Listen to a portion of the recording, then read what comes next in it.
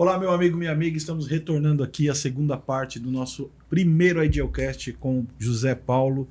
Um bate-papo muito bacana aqui. E agora o Matheus veio desse lado aqui da mesa comigo, né, Matheus? Estamos aqui. E estamos aqui com a Laurie Souza, empreendedora, foi campeã de MMA já lá no passado. Ela fala que é no passado, mas a modéstia dela. Seja muito bem-vinda, Laurie, à nossa mesa. Espero que o nosso bate-papo seja excelente. Muito obrigada. Obrigada, gente. É uma honra para mim estar aqui com vocês. Paulo, a gente quer começar aqui já agradecendo novamente sua disponibilidade de estar conosco, né?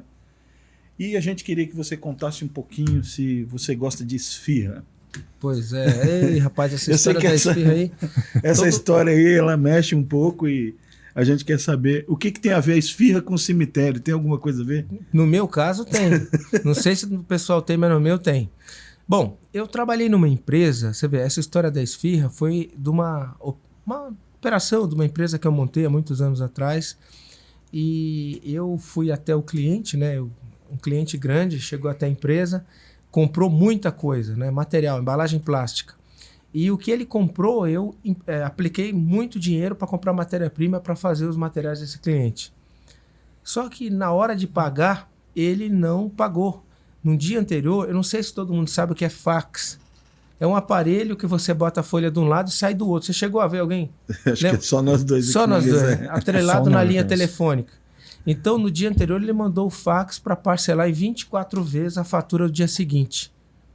E aí, cedo, eu fui pessoalmente lá para poder conversar com o cliente. Cheguei lá às 7 e pouco da manhã. Eu esperei até 3 da tarde e acho que algum funcionário falou para ele que ia lá e ele acabou não indo na empresa. Isso foi em Guarulhos, lá perto da Praça 8. Eu saí de lá da empresa, a pé, tinha de condução. Fui lá até a Praça 8, fiquei um pouquinho ali, estava com um pouco de fome. E aí foi numa rede de fast food perto ali, né? Lembro até hoje a esfirra, 34 centavos. Né? A esfirra, 34 centavos. E aí eu comprei essa esfirra, eu comprei no drive-thru, porque eu achei que não era legal comprar dentro da empresa, ainda bem que me venderam, né? Dentro da loja, né? E me venderam, eu comprei essa esfirra e tinha ali perto o cemitério Primavera. Sim. E aí eu fui para esse cemitério lá, comer a esfirra, não estava tendo enterro no dia, né? E aí eu sentei num banco lá, e toda vez que eu venho para o Brasil aqui, eu gosto de ir lá sentar para lembrar dessa situação. E aí eu sentei no banquinho lá e me lembrei de um filme, né, chamado Violinista no Telhado, que é um filme de 1971, colorido por computador. Tornou o musical da Broadway depois. Tornou. O Teve, ele sofria demais e ele não sabia por que tanto sofrimento teve. Aí numa cena linda cinematográfica, ele pega a estrada para ir para a cidade, que ele tinha uma vaquinha, sim, ele tirava leite e vendia na cidade. Sim. E aí um dia a vaquinha dele ficou, o burro que puxava o leite, ficou doente, ele pôs a cangalha nas costas e levou. E numa cena linda na estrada, ele cansado, suado, ele cai e olha para o alto e diz: Senhor, essa vida não é para mim, esse sofrimento. Eu naquele dia me senti como o Teve ali. Poxa, tentei inúmeras coisas e não tinha dado certo, dificuldade nenhuma na outra. E aí eu, naquele momento ali, né, a gente preocupado com aquela situação, e aí eu tive uma ideia, né? A ideia de poder trabalhar com vendas, né? Aí depois eu conto uma história, por que eu resolvi aprender vendas, que é uma história muito legal. E aí eu lembrei daquela história de vendas, que o vendedor era um cara super bem remunerado, e aí veio na minha cabeça, pô, por que não juntar vendas com internet? A internet estava começando, era o IG. Lembra do IG discado? Sim. Ah, sim. Cachorrinho então, fazia barulhinho. 14.400 e tal, né, bytes por segundo. Era uma... pão, não era assim? Então eu sei que nesse dia eu pensei, falei, eu podia fazer vendas pela internet. E aí, naquele dia, caiu a ficha, eu comecei a montar um projeto digital para poder ajudar as empresas a vender pela internet, que se tornou maior hoje, né, da América Latina, nessa área de digital. Paulo, mas não é provocação agora, tá? Não faltou planejamento nessa venda? Faltou tudo. Faltou planejamento, faltou visão, faltou estratégia, faltou tudo. Quando a gente começa, falta tudo. Mas por que da venda? O que aconteceu? Pois Paulo? Não tinha uma análise de crédito. Outro dia a pessoa me perguntou, não tinha análise de crédito? Não tinha. Tinha o pedido, que a gente ficou feliz quando entrava o pedido, a gente comia um pastel, caldo de cana, entrou um grande pedido, felicidade, fomos fazer, mas não tinha os cuidados aí e acabou tendo essa inadimplência, esse problema, e depois foi até difícil receber.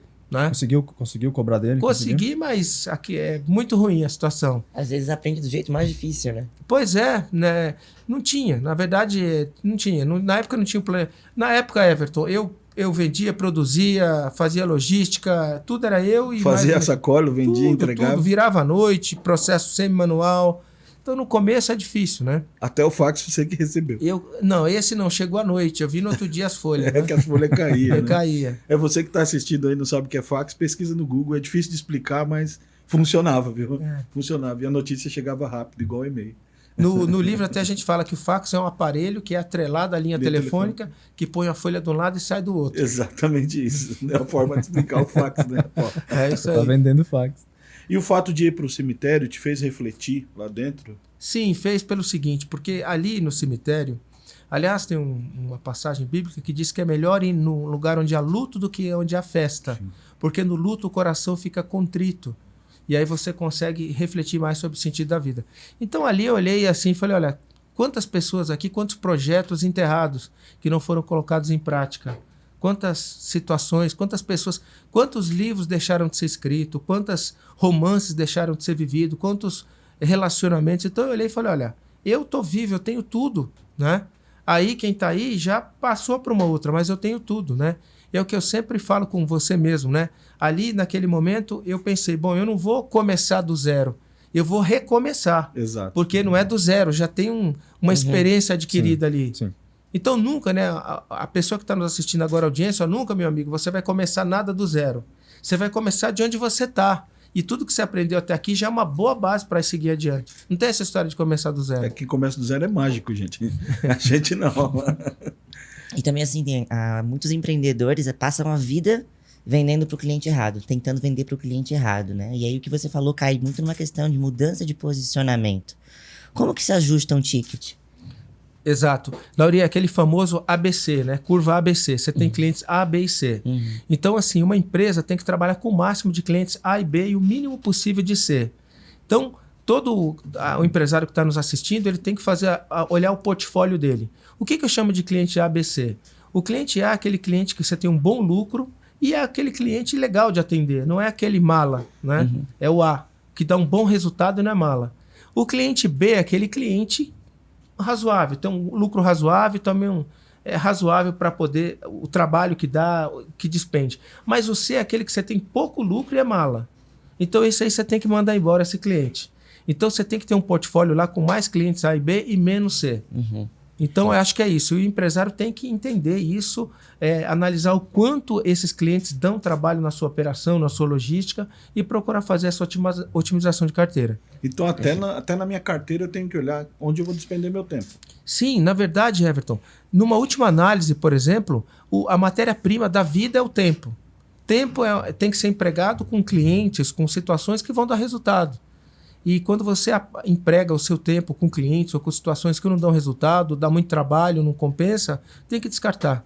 Sim, até isso se aplica também em questão de produtos, por exemplo. Você tem uma linha muito grande de produtos ou serviços que não dá lucro, como você disse, tem que ser eliminado, porque senão você perde muita energia sem ter o retorno, no caso. Olha, você pega Jack Welch, que foi o grande administrador do século XX, né?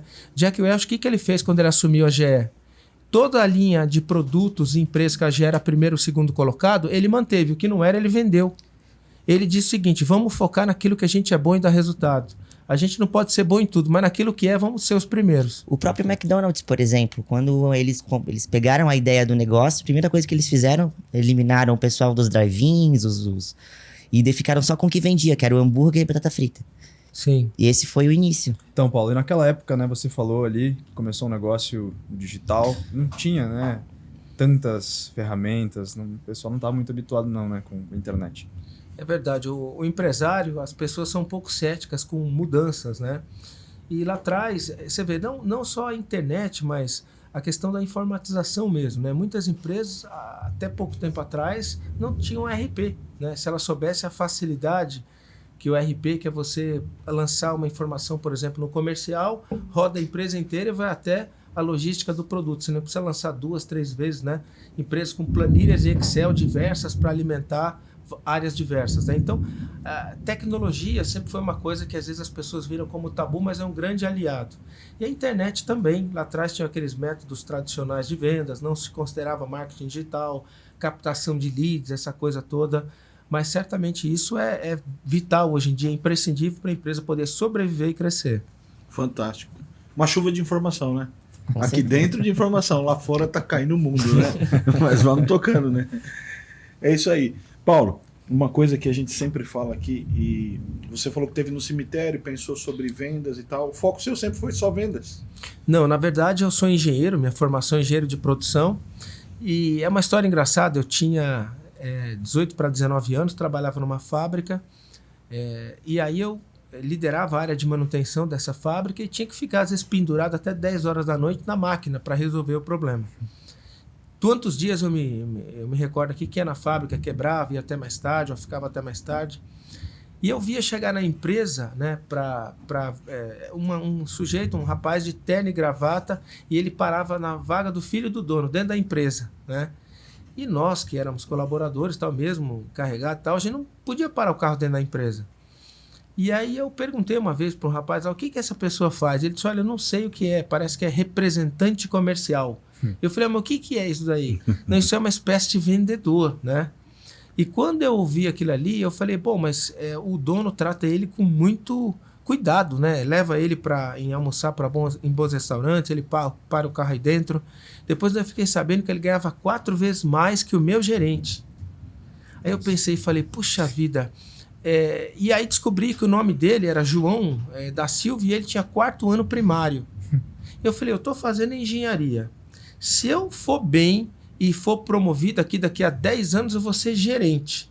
E sendo gerente, esse aí ganha 4 vezes mais que o meu gerente. Aí eu pensei, caramba, eu não vou conseguir mudar o mundo, então eu tenho que me adaptar a ele. Ou seja, o mundo paga mais quem vende do que quem produz. E nessa época eu já tomei a decisão de aprender a área comercial. E aí fui fazer um curso de correspondente comercial no Instituto Denver do Rio de Janeiro. Sabe aquele Instituto Universal Brasileiro? Sei, na Avenida São João, em São Paulo. Eu recebi 6 apostilas do Instituto Denver, apostila verdinha. Inclusive, eu vi na internet esses dias, até hoje tem lá. E eu até pedi para eles a segunda via do meu certificado. Porque você fazia o teste no final da apostila, destacava, punha no envelope, ia para o professor, ele corrigia e mandava de volta. E você sendo aprovado nos 6 módulos, ganhava o certificado. Eu ganhei, fiz o curso. Mas o curso era basicamente o que é um pedido, uma negociação comercial. Era o manual do Corsesp, né, do Conselho Regional de Representante Comercial, que eles imprimiram o manual com algumas dicas de prospecção, etc. Mas foi o início aí, eu aprendi um pouco o comercial aí. De lá, eu me apaixonei, porque o comercial gera riquezas, né? Sim. As pessoas falam do comercial. O comercial é que a pessoa que não tem, por exemplo, um meio de locomoção, compra uma moto, resolveu o problema dela. Não tem um plano de saúde, resolveu o problema. Então, comercial para mim é levar o bem aos outros, é gerar resultado para os outros. As pessoas têm preconceito, né, com o vendedor. No passado dizia assim, meu filho não deu para nada, então foi ser vendedor, né? Lê do engano, porque a arte de vender é a arte de solucionar problemas. É incrível vendas. É verdade. Mas vai uma provocação de novo. Pode provocar? É demais. No anterior você falou que é importante estudar, mas o João da Silva não tinha diploma. Pois é. Imagina se ele tivesse estudado. Se sem estudar ele tinha esse resultado, imagina se ele tivesse estudado. É verdade. Então o que eu fiz? Olha que coisa legal. Eu peguei a área comercial na época e criei uma metodologia. Ou seja, eu fui uma das primeiras pessoas até que eu me lembro aqui de empreendedores que treinava seus clientes sobre funil de vendas. Né? Então, nós criamos uma ciência, porque vendas, olha que coisa, vendas pode ser matemática. Né? Tem um livro chamado Crescimento Previsível, que explica que quanto mais clientes você prospecta, quanto mais você coloca no funil de vendas, mais você vende na ponta. Então, vendas é ciência. Então, o João lá trabalhava de maneira empírica.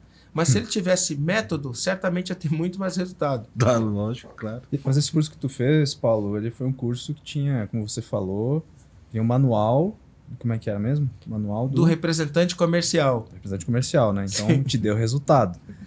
Não seria o infoproduto de hoje, né? Esses infoprodutos que tem aí, a teoria de Salomão, prosperidade. Pois é, Se rapaz. Salomão tivesse vivo, ele tava... Pois é. O que acontece? Esse curso aí, ele é um curso que... A a escola pegou... Porque o Corsesp, ele tem um manual de boas práticas do representante comercial. Ele pegou aquele manual, colocou ali e trouxe alguns elementos de venda, do processo de venda. Foi bom, para quem não sabia nada, foi bom, né? E era um preço justo, era algo... não é... Comprava na banca de jornal, na muitas banca vezes, de né, jornal, Paulo? na banca. Na época, exatamente, na época eu comprei, nem lembro quando foi, acho que foi pela internet, mas era um sistema que vinha na minha casa, né? Entendi. Bom, o que acontece que eu vejo essa questão de infoproduto, né? Muita gente vai para a internet, são pessoas boas comunicadoras, né? É um termo que alguém criou lá atrás, que eu nem sei quem criou, do empreendedor de palco. Uhum. A pessoa que empreende no palco, né? Então ele é bom comunicador e tal, ele tem um canal no Instagram, no YouTube, cresce a audiência falando muitas vezes coisas óbvias ou coisas que as pessoas querem ouvir, né? Você sabe que tem muita gente que cresce com humor, com entretenimento. Sim. Nada contra, eu apenas comento, né? Agora, e aí as pessoas, o que eles fazem? Tem uma audiência e aí criam um produto para ensinar as pessoas a ter, muitas vezes, aqueles bens que eles mostram ter, avião, jato, helicóptero, etc. Então as pessoas compram esses cursos achando que comprando o curso vai ter a coisa que essas pessoas têm. Mas aquilo que elas têm, na realidade, muitos são até propriedades ou bens alugados. Né? Para quê? Para dar uma impressão à audiência que, fazendo aquele curso, vai ter aquilo. E aí coloca uma série de gatilhos, né? De escassez, o carrinho vai abrir e tal, essa coisa toda. Só que, na verdade, quando você analisa o resultado efetivo que as pessoas têm, é muito pequeno. Só que, às vezes, as pessoas também, por uma sociedade carente e por uma carência na educação, a Laria até perguntou, daqui a pouco talvez ela fale sobre isso, o que eu acho da educação. Sim. As pessoas acabam tendo tão pouco que aquele pouco que se oferece já é alguma coisa. Perfeito. Então não é de todo ruim, mas preços caríssimos, etc. Você tem propriedade para falar, né, Paulo? Você foi um dos primeiros lá da turma do Jeff Walker, lá dos Estados Unidos, né? Mas o brasileiro, como todos os negócios, mexe nas coisas e traz essa mentira, né? Porque muitas vezes, Matheus, o que acontece? As pessoas querem um atalho, né? O que é o atalho? O atalho é as pessoas quererem as coisas de uma maneira muito mais rápida e sem pagar o preço. E não existe. Veja, vou fazer uma pergunta simples para vocês. Você quer estar sarado, quer estar em boa forma física. Certo. Será que a gente pode comer o que a gente quiser ao longo do ano inteiro, fazer o que a gente quiser, aí pega apenas uma semana e fala, não, agora eu vou malhar 8 horas por dia? Não. Não, exatamente. Não funciona. Por exemplo, a pessoa não estuda inglês. Aí ele quer pegar, no final do ano, 2 semanas estudar 14 horas por dia inglês para falar fluente. Impossível. Então, toda habilidade é uma construção. Só que essas pessoas querem vender facilidade. Isso não existe. Constância e disciplina, né, Paulo? Sim. E é exatamente isso. As pessoas veem o sucesso e acham que não teve todo o trabalho, o estudo, o empenho, as horas sem dormir por trás. Só veio o resultado final. Que assim, Lauri, é muito fácil eu dizer assim pra você, olha, vou te vender um curso pra te destravar. Sim. É fácil, vai te destravar. É como se você tivesse uma trava e aquele curso é a solução para destravar. E às vezes, Paulo, se você às vezes dá a solução pra pessoa, tu faz isso que você vai conseguir. A pessoa não quer se sacrificar. Então, quando você dá a oportunidade, não quer. Só quer o bônus. A gente vê muito isso dentro de empresa mesmo, com os colaboradores. Às vezes o cara quer um aumento, ele precisa de um aumento. Ele tem peito para chegar para você e pedir isso. Mas quando você apresenta a nova função ou a tarefa ou exige a responsabilidade, eu não quero. Eu quero só o sucesso, eu quero só o reconhecimento. Agora, vê se você já viu essa fórmula. A fórmula é a seguinte, eu vou para a internet, crio um canal, começo a falar de algum assunto, começo a mostrar as coisas que eu tenho, começo a mostrar eu andando de helicóptero, mostrar eu num carro importado, mostrar eu em locais paradisíacos, e aí daqui a pouco eu digo o seguinte, que eu tenho um curso que você vai fazer e você vai ver o mesmo estilo de vida que eu vivo. E o carrinho vai abrir, tem lá 24 horas para você comprar. Quer dizer, quantas vezes a gente já não viu isso? Todo dia. Milhares de vezes. Todo dia. Virou um camelô a rede social. Mas é que, na verdade, às vezes você acaba vendendo para ignorante, né? Sim. Porque... Mas é o que o Matheus falou, o camelódromo do marketing. Virou um camelô, né? Tu abriu a oferta de camelódromo digital, vamos dizer assim, né? Tem curso de todo tipo e... assim, é uma coisa que tá pulverizada, assim, já tá muito queimado. E eu vejo isso como, às vezes, a ignorância de acreditar que aquela fórmula mágica realmente acontece, realmente existe isso. Não tem. Laurinha, esses dias eu estava vendo uma pessoa fazendo uma live com 40 mil pessoas ao vivo na live, outro com 45, outro com 30 mil pessoas. Quer dizer, o nosso país é um país carente. Sim. É um país que não tem formação básica. O ensino primário e secundário no Brasil é muito precário, então as pessoas não têm base. A escola prepara, pegando esse gancho, hoje, ou sempre, né? A escola prepara a gente para ser um excelente assalariado, digamos assim. Prepara você para o mercado de trabalho. Não dá educação financeira, não ensina sobre empreendedorismo. Então, te condiciona a uma vida mediana, digamos assim. O que você pensa sobre isso? Olha, a escola realmente, o que acontece? No Brasil, a gente tem esse currículo um pouco mais defasado, precisa ser atualizado, né? Eu defendo que a educação é importantíssima, mas precisa ser atualizada para os moldes atuais. Você pega, por exemplo, as grades hoje, eu, por exemplo, fiz a engenharia, aprende coisas que hoje em dia já são muito diferentes. Você não calcula mais ali na caneta, você usa programas, sistemas, então a gente precisaria melhorar isso. Mas vamos lá, as escolas normalmente ensinam as pessoas o que cai na prova, não o que cai na vida. Exatamente. E o que cai na vida, na verdade, vamos lá, inteligência emocional para lidar com diversas situações. A gente sabe que as pessoas são contratadas por competência e dispensadas por gestão das emoções. Exato. Falta inteligência emocional, planejamento, gestão do tempo. Falta realmente a construção de uma visão de vida, planejamento estratégico de vida. Então, eu acho que, sabe, Lauria, isso vem muito dos pais em casa, porque eu sempre digo que a casa é a primeira escola, né? E a escola é a segunda casa. Então, precisa ter um planejamento melhor em casa para que a gente possa realmente ter esse resultado. E depois as escolas têm que ter alguma coisa muito mais prática, não só para o mercado de trabalho, mas também para o país. Sim, né? Entendi. E eu também vejo que o país tem que ter um ecossistema que favoreça o empreendedorismo. Concordo. Né? Você pega, por exemplo, hoje as leis trabalhistas, é complicado para o empresário. A logística do país, o custo Brasil, o imposto. Quer dizer, eu não vou aqui, mas tudo isso ajuda para que haja uma cultura empreendedora. Não basta querer ser empreendedor. Tem que ter a cultura. Eu sempre digo, o tubarão é o rei dos mares, mas se eu jogar ele na terra... Morre. E o leão, o rei da selva, se eu colocar no Polo Norte? Morre. Então precisa ter o empreendedor com vontade e o ecossistema. Se o Steve Jobs tivesse nascido em São Paulo, será que teria construído a Apple? Acredito que não. Se o Bill Gates tivesse nascido no Rio de Janeiro, será que teria construído a Microsoft? Com certeza não. Pois é. Se o Jeff Bezos tivesse nascido no Rio Grande do Sul, teria construído a Amazon. Mas e se a gente pegar o povo do Brasil e pôr nos Estados Unidos, dá certo? Olha, eu até outro dia falei, a população da Alemanha, né, o tamanho da Alemanha é parecido com o estado de São Paulo. Se você pegar o estado de São Paulo e colocar na Alemanha, Alemanha e São Paulo, o que vai acontecer? Vai acontecer que daqui a algum tempo, São Paulo tem grande chance, a federação deixar, de se tornar primeiro mundo. E lá, terceiro. Final da Segunda Guerra Mundial, 1948, a Alemanha estava devastada, hoje é primeiro mundo. Então, veja, isso é muito importante. O futuro de uma empresa, de um país, de uma família, está na cultura. Cultura. O que é a cultura? São um conjunto de valores e princípios que regem uma estrutura. Então, o que tem, por exemplo, os Estados Unidos, o Brasil, a Alemanha? É a cultura, quer dizer, o conjunto de valores que o povo tem que faz com que aquela nação prospere. Isso envolve seguir as leis, planejamento, etc. Mas se você nasceu num país que a cultura não é adequada, é possível se tornar um empreendedor de sucesso? É possível, só que você não pode se basear na média. Sim. Porque a média é essa cultura. Por exemplo, outro dia um americano me perguntou, aqui nos Estados Unidos, os nossos valores são patriotismo, a gente tem uma bandeira sempre do lado de fora, Perfeito. respeito às leis e planejamento. E você, quais são os valores do brasileiro? Quais são os valores do brasileiro? Pergunto para vocês. E eu tenho orgulho de ser brasileiro, ok?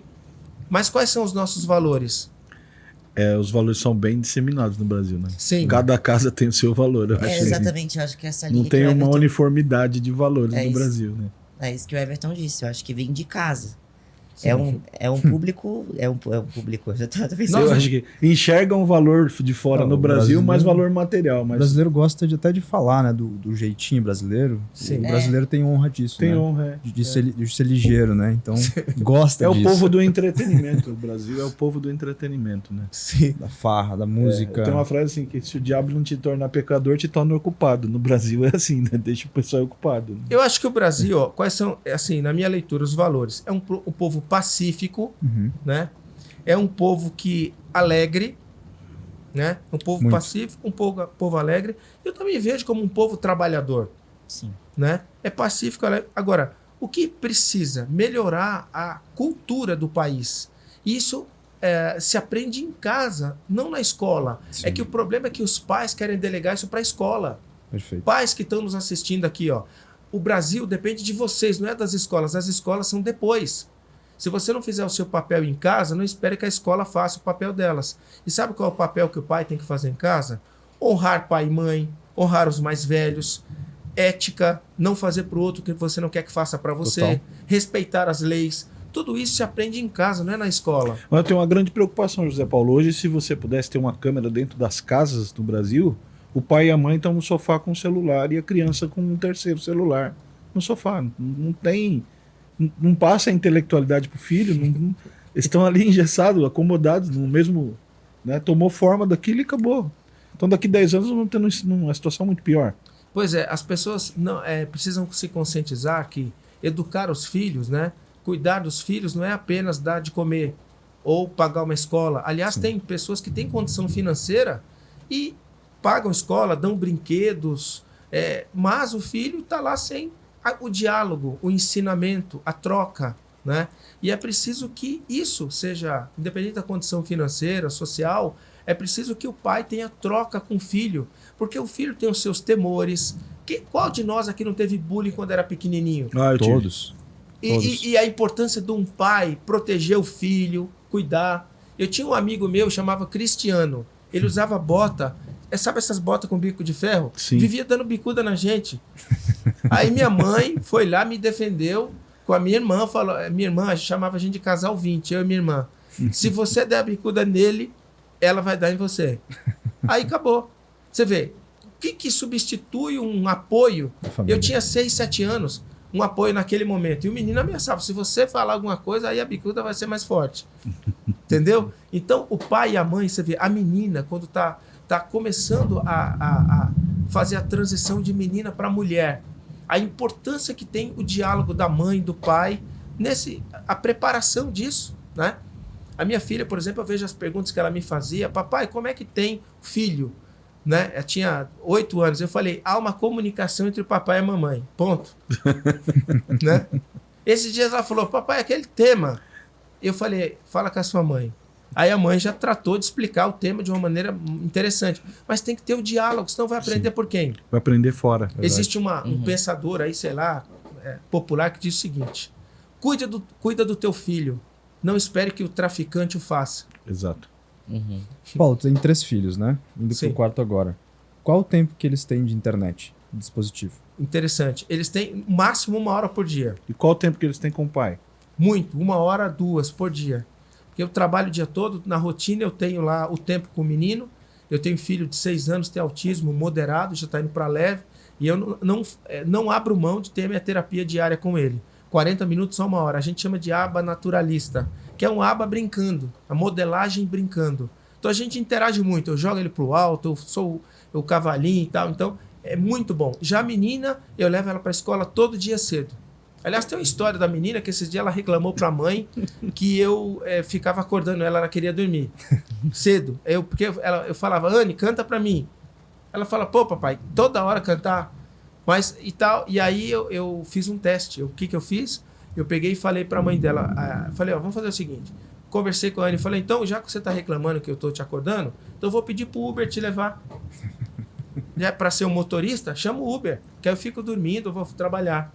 Não, papai, não. Então agora tá conversando comigo. Então, 1 hora para cada um, muita brincadeira. Trate criança como criança. Criança gosta de brincar. Você que é adulto aí também vai dar presente para criança, não dá roupa não. Tem que dar brinquedo. Exato. Criança quer brinquedo. Exato. Perfeito. A gente sabe muito bem disso aí. E, Paulo, já aproveitando esse gancho que você disse que consegue passar 2 horas por dia com seus filhos e ter esse momento de recreação, você é um empresário de muito sucesso e consegue ter sucesso, ser bem-sucedido em todas as áreas da sua vida. Como que você consegue administrar o tempo? Porque às vezes realmente parece que o dia não dá. Olha, eu sou mais ciumento com o meu tempo que a minha mulher. Porque minha mulher eu sei que não vai fazer nada de errado. Mas o tempo, se eu não souber aproveitar, eu perco ele. Então, você precisa ter uma agenda, pode ser de papel, no computador, e ser ciumento em relação ao seu tempo. Você precisa dormir 7, 8 horas por noite. Você precisa fazer 1 hora de atividade física por dia. E eu faço 7 dias por semana. Embora o personal fala que não, que descansa uma, eu não faço isso. Porque se a gente come todo dia, dorme todo dia, por que eu não posso fazer 7 dias e no 7º dia ser mais leve? Então tem que fazer boa alimentação, comer bem, evitar embutido, enlatado. Então a gente tem que comer bem, dormir bem, fazer atividade física e dividir o horário cada dia e ser disciplinado. Hora de trabalhar, hora de brincar com os filhos, hora de esposa. Então, o Renato Russo já tinha na música dele, disciplina é liberdade. Se você quer ter liberdade, tenha disciplina. Sim. Até na vida aqui, se a pessoa faz alguma coisa errada, o que acontece? Vai pra cadeia. Perde a liberdade. Perde. Então, a disciplina na nossa vida dá liberdade para fazer o que a gente quer. Então, tem que ser disciplinado, tem que ter uma agenda e você não pode viver sem a sua agenda. Uhum. Porque viver sem agenda é viver sem organização. Sim. Perfeito. E nada sem organização vai para frente. Sim. Então, é equilibrando. Se não equilibrar, alguma coisa fica fora. E quando dá errado? Aí, a agenda é uma trilha, né? Não é um trilho.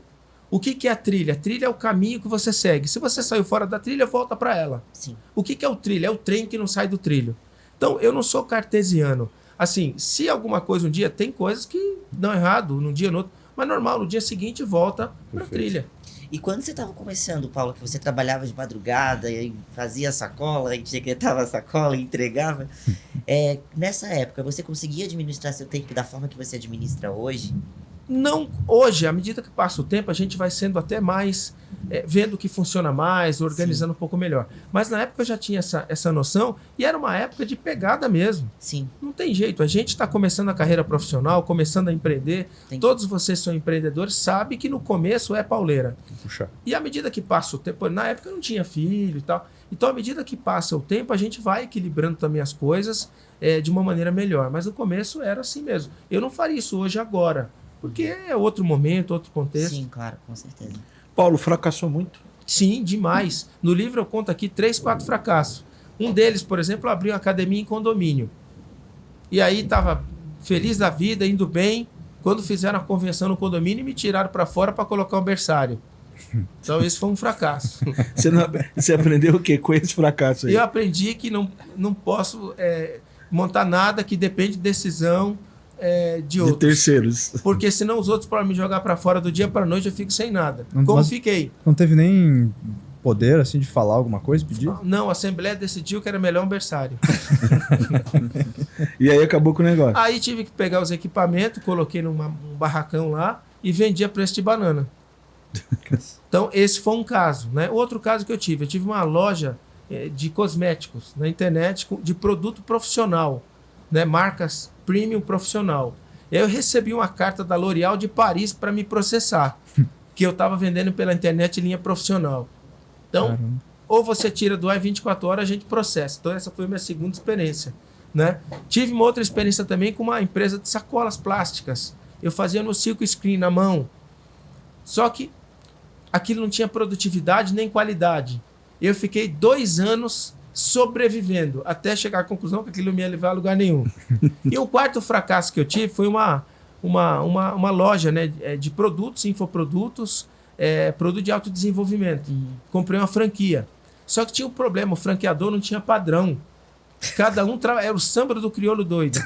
Então, um cara canibalizava, punha para vender no Mercado Livre, o outro não tinha políticas. Eu reclamava e falava, cada um por si, Deus para todos. Então, foi 4 experiências só, de outras que eu tive de fracasso. Dói fracassar, pô? Olha, fracassar, diz lá a escritura sagrada, que é muito legal, que a adversidade é um trampolim para a maturidade. Toda vez que você tem adversidade, toda vez que você tem fracasso, problema, é sinal, você aprende muito. sabe? No sucesso, na vitória, você não aprende. Você fica muitas vezes inebriado no sucesso e o fracasso está vindo sorrateiro pegar você. Agora, quando você está no desafio constante, você está em alerta. Então foi bom, eu sou o que eu sou hoje graças a todas as dificuldades. Perfeito. Mas é muito melhor ter sucesso do que fracassar, né? Pois é, mas faz parte. Henry Ford já dizia, todo mundo que você conhece que tem sucesso teve fracasso. Sim. Não existe sucesso sem fracasso. As pessoas acham que o sucesso é uma linha reta. Não, é um conjunto de fracassos que você vai adquirindo conhecimento até chegar lá. Thomas Edison tentou 10 mil vezes o filamento para achar o tungstênio da lâmpada. Henry Ford quebrou 3 vezes. Você pega, sei lá, o Apple, Steve Jobs, foi mandado embora da sua própria empresa e voltou em 97. Sim. Então, o fracasso faz parte do sucesso. E Paulo, hoje a gente está aí saindo da pandemia e começando de novo, não sabe se vai, se fica. Tem muita experiência, né? São muitos negócios, muito estudo. Hoje, para a audiência que está aqui, vale a pena começar um negócio hoje ou é melhor achar um bom emprego numa empresa sólida? Olha, depende do perfil. Se a pessoa tem um perfil que gosta de trabalhar das 8 às 6 da tarde, ter o sábado e domingo livre, tem que ser colaborador de uma empresa boa, que pode crescer na empresa, tem oportunidade de carreira, cargos. Perfeito. Tem um monte de empresa excelente. Por exemplo, o grupo que eu dirijo tem muitas pessoas que trabalham lá nesse horário e tal. Bom, pode montar um negócio próprio? Pode. Só que precisa compreender que o esforço inicial é grande. Vai ter que trabalhar 14, 15 horas por dia nos primeiros 2, 3 anos da operação. É isso que você quer para a sua vida? Tudo é uma questão de perfil e estilo, né? Então, eu, por exemplo, nessa altura do campeonato que eu estou hoje, eu estou com 48 anos, tenho 3 filhos, estou indo para o 4º filho. Paulo, você teria aquela mesma pauleira que você teve no começo? Hoje não. Um pouco menos, pela minha idade, pelo meu momento, né? É que nem você perguntar, Paulo, hoje, tem condição de você ser jogador de futebol ou corredor de Fórmula 1? Não tenho mais tempo. Não dá mais. Ô Paulo, mas uma coisa que você falou que é interessante é trabalhar muito não significa ganhar muito. Sim. Hoje você não faria a mesma pegada que você teria lá no início da sua carreira, mas hoje você tem condição de criar um negócio muito mais bem estruturado e faturar muito mais que naquela época, teoricamente, ralando menos. Mas não deixa de ser trabalho, você está aplicando com inteligência, né? Sim, a gente falou até um tempo atrás que Arquimedes falou 2.500 anos atrás. Me dá uma pedra e uma alavanca que eu movimento o mundo. Sim. Ou seja, a gente trabalhar com inteligência é sempre muito mais eficaz que com os braços. E a inteligência, o que é ela? É o acúmulo de conhecimentos. São 3 formas de aumentar a inteligência. A leitura, a escrita e falar com pessoas que entendem de alguma coisa. Então a gente precisa desenvolver para que a gente possa, quanto mais capaz uma pessoa menos trabalha com o braço. Sim. E consegue ter estruturas que movimentam para ela. Sim. Então, assim, eu diria que é possível empreender, é possível ter grandes resultados, mas procurar coisas inteligentes. Sim, exatamente. E você é um visionário, né? Onde é que você vê uma necessidade, você abre uma empresa. E o grupo ele é o mais diversificado possível. Você acha que é possível criar um negócio de sucesso, pegando o gancho do... Ai, meu Deus. Pegando o gancho do Matheus, com poucos recursos financeiros? É possível. O grupo que eu trabalho é um grupo versalista. O que é isso? É um grupo que cria soluções para questões de mercado e rapidamente. O grupo é todo formado por spin-off, né? O que é spin-off? São empresas que nascem dentro do grupo, são incubadas dentro da estrutura e depois que ganha musculatura, sai e tem vida própria. Então, assim, como que eu vejo? O mundo está muito dinâmico e tudo tem, as oportunidades vão surgindo. E as empresas têm que se reinventar. Schumpeter já falou na década de 60. Cria a destruição criativa. Cria a empresa que vai destruir a sua antes que o concorrente o faça. Então, assim, a gente tem que destruir a nossa empresa por dentro e criar outra. É necessário para que você tenha um ciclo constante de crescimento. Então, se você analisar, por exemplo, as 500 maiores empresas da 500, no começo do ano de 1900, só 3 viraram século, que é a GE, a Siemens e outras 2. 3, 4. Ou seja, grandes companhias ficaram pelo meio do caminho. Você pega aqui em São Paulo, as Indústrias Reunidas Matarazzo. Sim. Foi um conglomerado gigante, não tem mais nada. Fazia tudo, né? Fazia tudo. O que Tecido, aconteceu? óleo, sabão, tudo. Não foi inovando. Sim, Então a empresa tem que ter um DNA de inovação para poder criar empresas que destruam elas próprias. Você pega, por exemplo, ensino hoje em dia, né? a gente está falando agora há pouco, o número de matrículas online superou o presencial. Muitas instituições vão ser prédios com elefante branco, na minha visão, porque não comporta. Eu conheço, tem o caso aqui de uma universidade que tinha um prédio inteiro na Avenida Paulista. Então, só com 2 andares, não comporta mais. Hoje você vende o curso de administração online por 1/3 do valor que você vende presencial, porque você tem economia de escala. Uhum. E você não tem fronteira. Você pode ter polos espalhados, enfim, ter toda uma dinâmica diferente. Nós temos uma pergunta aqui, Paulo, de fora, do Gui. O Gui, ele tem uma escola na Zona Sul de São Paulo, ele tem uma pergunta para você. Exatamente, Paulo. Primeiramente, muito obrigado pela oportunidade de participar com vocês aqui. Eu queria... Você está falando um assunto muito interessante. Os grupos educacionais estão passando por problemas gigantescos. Eles contavam com a demanda ser local, né? E o que é que se faz agora? Como é que nós vamos entregar conteúdo com o mesmo grau de atratividade que nós tínhamos antes? Como fazer esse aluno se manter fiel aqui ao curso sem evasão, etc? É uma pergunta que eu não sei responder. Gostaria de sua visão sobre isso. Olha, Gui, eu recentemente tive a oportunidade de conhecer uma escola na Zona Sul de São Paulo com uma proposta de ensino extraordinária de ensinar as pessoas a pensar. Uma escola, um colégio, né, na Zona Sul de São Paulo, onde a gente grava esse podcast aqui. E essa escola tem uma proposta maravilhosa que serve a todo o Brasil e a todo o mundo. Eu arranjaria uma forma de escalar essa proposta para outros lugares, seja através de franquia, seja através do método online. Mas eu acredito que essa estrutura maravilhosa e todos esses conhecimentos, toda essa experiência, todo esse know-how deve ser compartilhado, porque o Brasil precisa disso. Concordo. Eu tenho certeza que se os jovens brasileiros, 1% estudassem numa escola como essa, nós teríamos um país muito melhor. Então é escalar o que tem aqui para o Brasil e, digo mais, para o mundo. Porque eu não vi em outros lugares escola com princípios e valores tão bons como o que eu vi aqui.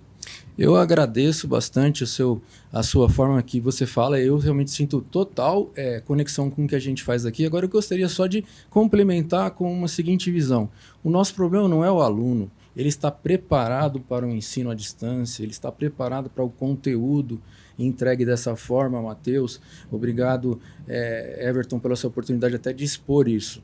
O meu problema maior está em ter um pouco mais de paciência ou mesmo formação com o professor, que ele vem de uma realidade de ganhar pouco, que ele vem de uma realidade de que ele nunca viajou, nunca foi ao exterior.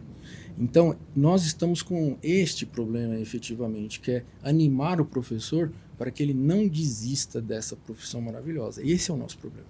É verdade. Você sabe que países como a Coreia do Sul, por exemplo, o professor ele é como um ator.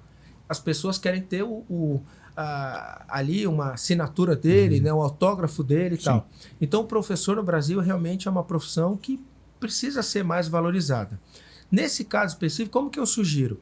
Bom, com, por exemplo, um trabalho online, você pode ter um conteúdo muito bem feito pelos melhores professores e os outros podem atuar como tutores para ajudar na compreensão e na aplicação daquele conteúdo. Então, é uma forma que você tem de trabalhar com conteúdo premium e tutores para ajudar. Agora, quando você quer levar isso para o Brasil, para o mundo, quer dizer, você precisa estar em regiões que tenham condições de pagar por isso. É uma realidade. Porque, às vezes, você está numa região que aquilo que você oferece para o tipo de professor que você tem não tem condição de pagar. Então, eu imagino, por exemplo, que pegar, por exemplo, os locais que têm maior condição de pagar por aquilo e implantar escolas. Você pega, por exemplo, hoje, você pode ter um produto premium excelente, mas aquela comunidade não está em condições de pagar por aquilo. Isso até que o professor que não tem tantas condições, ou as escolas a gente consiga capital para que possa fazer isso com os outros, porque realmente não dá para deixar. Alguns professores, eles têm uma inteligência fantástica, eles só não tiveram oportunidade de desenvolver. Então, é claro, você tem total razão. Primeiro os ricos, primeiro aqueles que podem, mas o ideal mesmo é que a gente vá cobrindo as camadas. Seria isso, mais ou menos por aí? Exatamente, porque, por exemplo, no começo, existe muita gente que pode pagar, né? Eu, por exemplo, conheço um colégio, enfim, a minha filha tem até a oportunidade de estudar nesse colégio, que é um colégio batista, lá onde estuda os netos do Disney lá. Sim. Uhum. É um colégio muito bom, é First Academy, né? É um colégio batista. E custa uma grana. Eu perguntei, olha, mas e o pessoal mais simples? Tem um outro colégio que eles criaram, que atende. Então, aí um subsidia o outro. Então, é preciso criar uma estrutura. Agora, eu não tenho dúvida que bons professores têm que receber. Claro. Ou a gente tem algum tipo de subsídio do governo, ou a gente começa com quem pode pagar e depois estende para quem não pode num formato, numa maneira que seja possível. Mas bons professores têm que pagar. E essa conta, quem tem escola sabe que não é fácil, precisa ter alguém que paga. E acaba sendo aqueles que têm mais condição, se é uma educação diferenciada. O estudo não é democrático, né, Paulo? Não. No Brasil, pelo menos, não. É o que eu falei, no Brasil acontece uma inversão. Aqui no Brasil você tem a escola básica e a secundária com uma qualidade difícil, sofrível. Nos Estados Unidos, por exemplo, você tem o elementary, você tem o middle school e o high school de altíssimo nível. O filho do prefeito estuda junto com o filho do homem que trabalha no BRIC, na obra. Só que a faculdade lá todas são pagas. Diferente daqui, que universidades públicas excelentes são gratuitas. Exato. A lógica é invertida. É só no Brasil e acho que em outro país do mundo aí que é desse jeito. Muito bom. Pessoal, estamos aqui com o José Paulo. Está uma chuva tremenda em São Paulo, mas a gente não pode perder a oportunidade de estar com ele. Eu não acredito no Thor, mas ele deve estar aqui fora, de tanta trovoada que está, né? E o José Paulo nos presenteou com o livro dele aqui, ó, Lições para você construir um negócio exponencial. Vale muito a pena ler esse livro aqui, tem muito conteúdo que a gente está falando aqui hoje. Ok? Então, não estranhe os trovões. Trovão é bênção aqui para a gente continuar o nosso bate-papo. Aliás, estava numa estiagem danada aí. Tava. Tivemos a bênção aqui do último dia da minha estadia aqui no Brasil, tem isso, né? Exatamente. Então, uma chuva assim. Verdade. Mas não atrapalha, né? Não. Nada pode parar. Pessoal, a equipe aqui é maravilhosa, o ambiente é de paz, de alegria. Estamos num lugar muito especial. É isso aí. Paulo, vamos falar sobre pessoas. A gente tinha perguntado lá atrás. Pessoa inteligente pode não ter resultado? Sim, pode, sem dúvida nenhuma. Porque o que acontece? A inteligência, a capacidade de aprender e até desenvolver a partir do que aprendeu.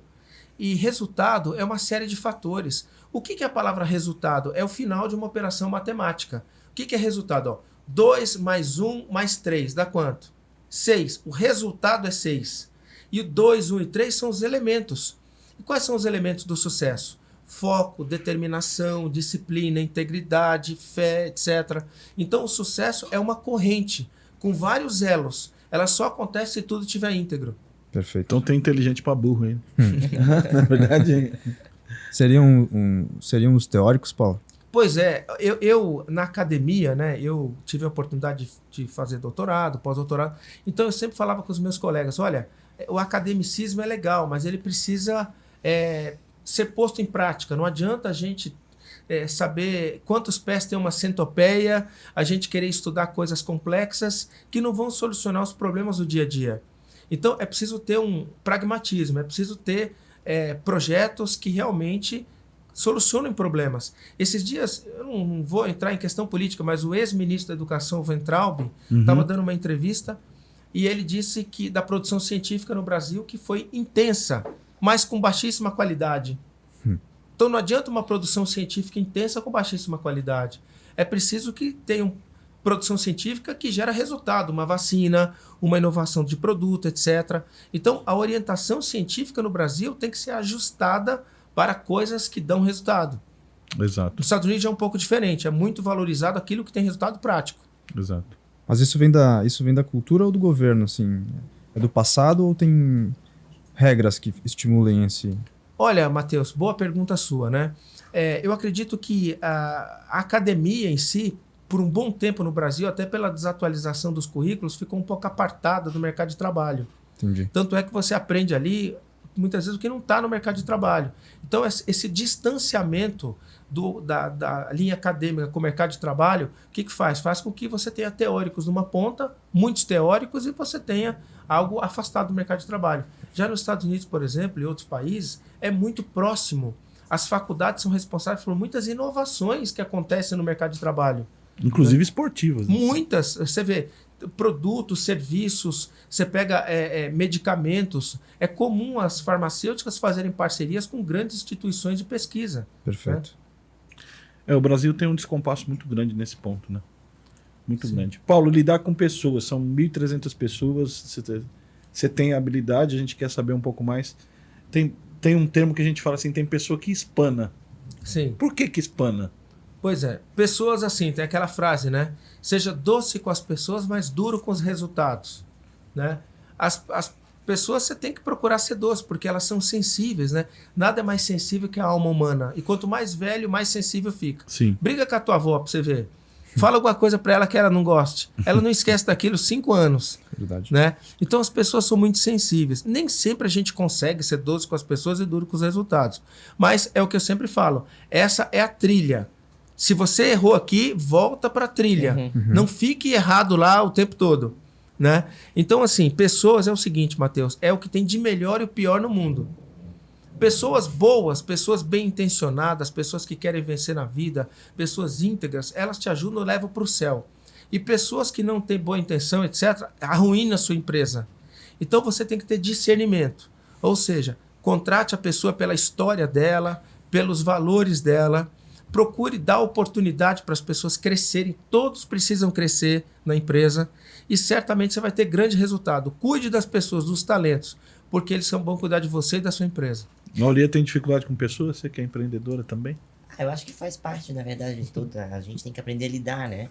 E é o que o Paulo falou. Eu acho que o maior desafio é fazer o colaborador olhar o teu negócio como se fosse dele. É trazer a essência. Mas tudo começa com essa questão dos valores, que o Paulo pontuou muito bem também. Como é que você consegue hoje fazer as pessoas viverem o seu sonho? Certo. Eu procuro compartilhar a visão com todos. A gente teve, por exemplo, no final do ano passado, um programa chamado Programa de Mentoria de Líderes, um programa de 2 meses e meio. E a gente desenhou o Golden Circle, que é o círculo dourado, né? O Golden Circle. E o que é isso? Cada empresa, o seu porquê, o como, né? E o quê. Então, todas as empresas, cada dirigente apresentou a visão para os próximos 10 anos, o porquê a empresa existe, como que ela funciona, como que ela se diferencia no mercado. Depois nós tivemos um outro módulo que a gente falou sobre liderança para deixar linear o que todo mundo pensa sobre liderança. Depois falamos sobre gestão de pessoas, sobre estratégia, marketing, sobre venda, sobre inovação, sobre custos, sobre gestão financeira. Falamos também sobre sinergia. Então foram 10 encontros para que todos ficassem na mesma página. E pasme, nem todos ficaram. Alguns, grande parte, 85%, ficou 100% aderente. Mas tem alguns que não.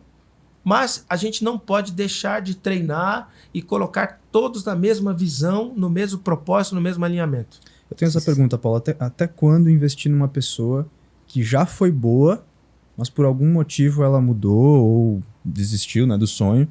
Até quando investir nessa pessoa? As pessoas, elas têm uma vida, uma experiência diferente. Eu já trabalhei com muitos jovens que ficaram instáveis em dado momento da carreira. Mas eram muito jovens, então cabia a mim administrar aquilo. Porque aquilo ia passar e passou. Já tem pessoas que por algum problema pessoal, alguma experiência também ficam um pouco amargas, um pouco difíceis já. Então, tudo tem que ser uma análise holística, né? Perfeito. O talento, ele nunca deixa de ser um talento. Mas às vezes acontecem algumas circunstâncias na vida que a pessoa abala. Então, todo talento vale a pena investir. Quantas vezes? 1, 2, 3, várias vezes. Talento vale a pena investir. O que é um talento? É uma pessoa que está alinhada com a sua visão, com o seu sonho. Agora, o que não é talento, aí tem que dispensar o mais rápido possível. Que vem aquela analogia da laranja podre, né? Sim. Uma laranja podre estraga o cesto todo, mas todo cesto não consegue melhorar a podre. Exatamente. Perfeito. Sabe por quê? Porque a podre já está com um processo de degradação que é irreversível. Tem gente que é irreversível sair da sua empresa. Olha, você que está aí nos assistindo, tem gente que é irreversível. Por quê? Porque é uma pessoa que não vive o seu sonho, não está alinhado, não vibra. Você sabe, Matheus, quando eu toco aqui, pessoal, eu tenho aqui um piano, eu toco a tecla Dó aqui nessa sala. Na outra sala, a tecla Dó ressoa. Tem gente que não está na mesma sintonia, na mesma vibe. Entendi. Aí não tem como avançar. Não tem como avançar, perfeito. Frequência diferente. Exato. O céu é para todo mundo, as empresas não, né? Sim. É isso que a gente tem que ter muito claro, né? E eu- Não confundir o coração bondoso com, né? Verdade. Exatamente. Exatamente. Muitas vezes o empresário ele se sente escravo do próprio negócio. Por quê? Ele está preso ali no olho do furacão e ele não consegue tempo para pensar como dono. Claro, a resposta óbvia seria delegar. Mas se o cara não tem recursos financeiros para contratar ou não está cercado da equipe certa, qual que é a sua visão para mudar de alguém que já ralou muito e hoje consegue ser um grande gestor, assim, de trabalhar na parte estratégica? Eu vou dar uma dica para ele ler um livro que eu li e me ajudou muito, chamado O Mito do Empreendedor, de Michael Gerber. O que é isso? O cara, ele tinha só ele e o irmão dele. E aí ele criou um organograma. Olha, você vai ser o presidente, eu vou ser o vice, você vai ser o cara de vendas, você também vai ser o da logística. Então ele pegou todas as funções de uma empresa, sei lá, 20 funções, dividiu 10 para ele e 10 para o irmão. Então, qual é a dica que eu dou? Primeiro começa tendo um organograma, estruturando a empresa, e depois você tem que tirar o N. Não administrar, não trabalhar no seu negócio, trabalhar o seu negócio. Tira o N. Então você tem que se colocar fora da operação. No começo, você se insere no organograma, organiza tudo, manualiza, escreve os procedimentos, organiza direitinho para você treinar outros lá. E aí eu recomendo que você, assim que melhorar um pouquinho de grana, contrata 1 ou 2 estagiários, que é mais barato, e forma dentro de casa. Porque aí você vai conseguir crescer com custo baixo. Excelente. E aí vai avançando. Perfeito. Mas se o cara não conseguir poupar também, ele porque tá falando da falência. Olha, a pessoa, Provérbios 21:20. O sábio tem o suficiente para viver na riqueza e na fartura, mas o insensato não, porque gasta tudo que ganha. É preciso viver 2 degraus abaixo do que ganha. Seja na vida pessoal ou profissional. Perfeito. E nesse ponto, Paulo, às vezes tem pessoas que também abrem um negócio errado, né? Sim. Aí mesmo você tendo essa visão não vai dar certo. Mas será que esse negócio existe? Abrir negócio errado? Ou não é que você abrir um negócio errado, às vezes Eu acho que é a visão de gestão mesmo, né? Mas é negócio que é negócio. Ou vende o negócio. O negócio é certo, mas você está vendendo para o cliente errado. É que às vezes tem negócios que precisam de um certo investimento, de um Sim. certo nível de profissional e não é aventura daí, né, Paulo? É verdade. O que o Matheus colocou, olha que interessante. Imagina que você fosse montar hoje, por exemplo, uma loja de discos de vinil.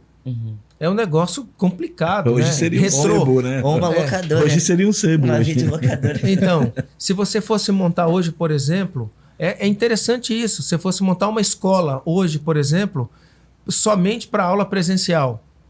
Não tem demanda. Tem demanda, mas não. É um negócio tem escala. desafiador, na verdade. Uma escola de inglês para curso presencial, por exemplo.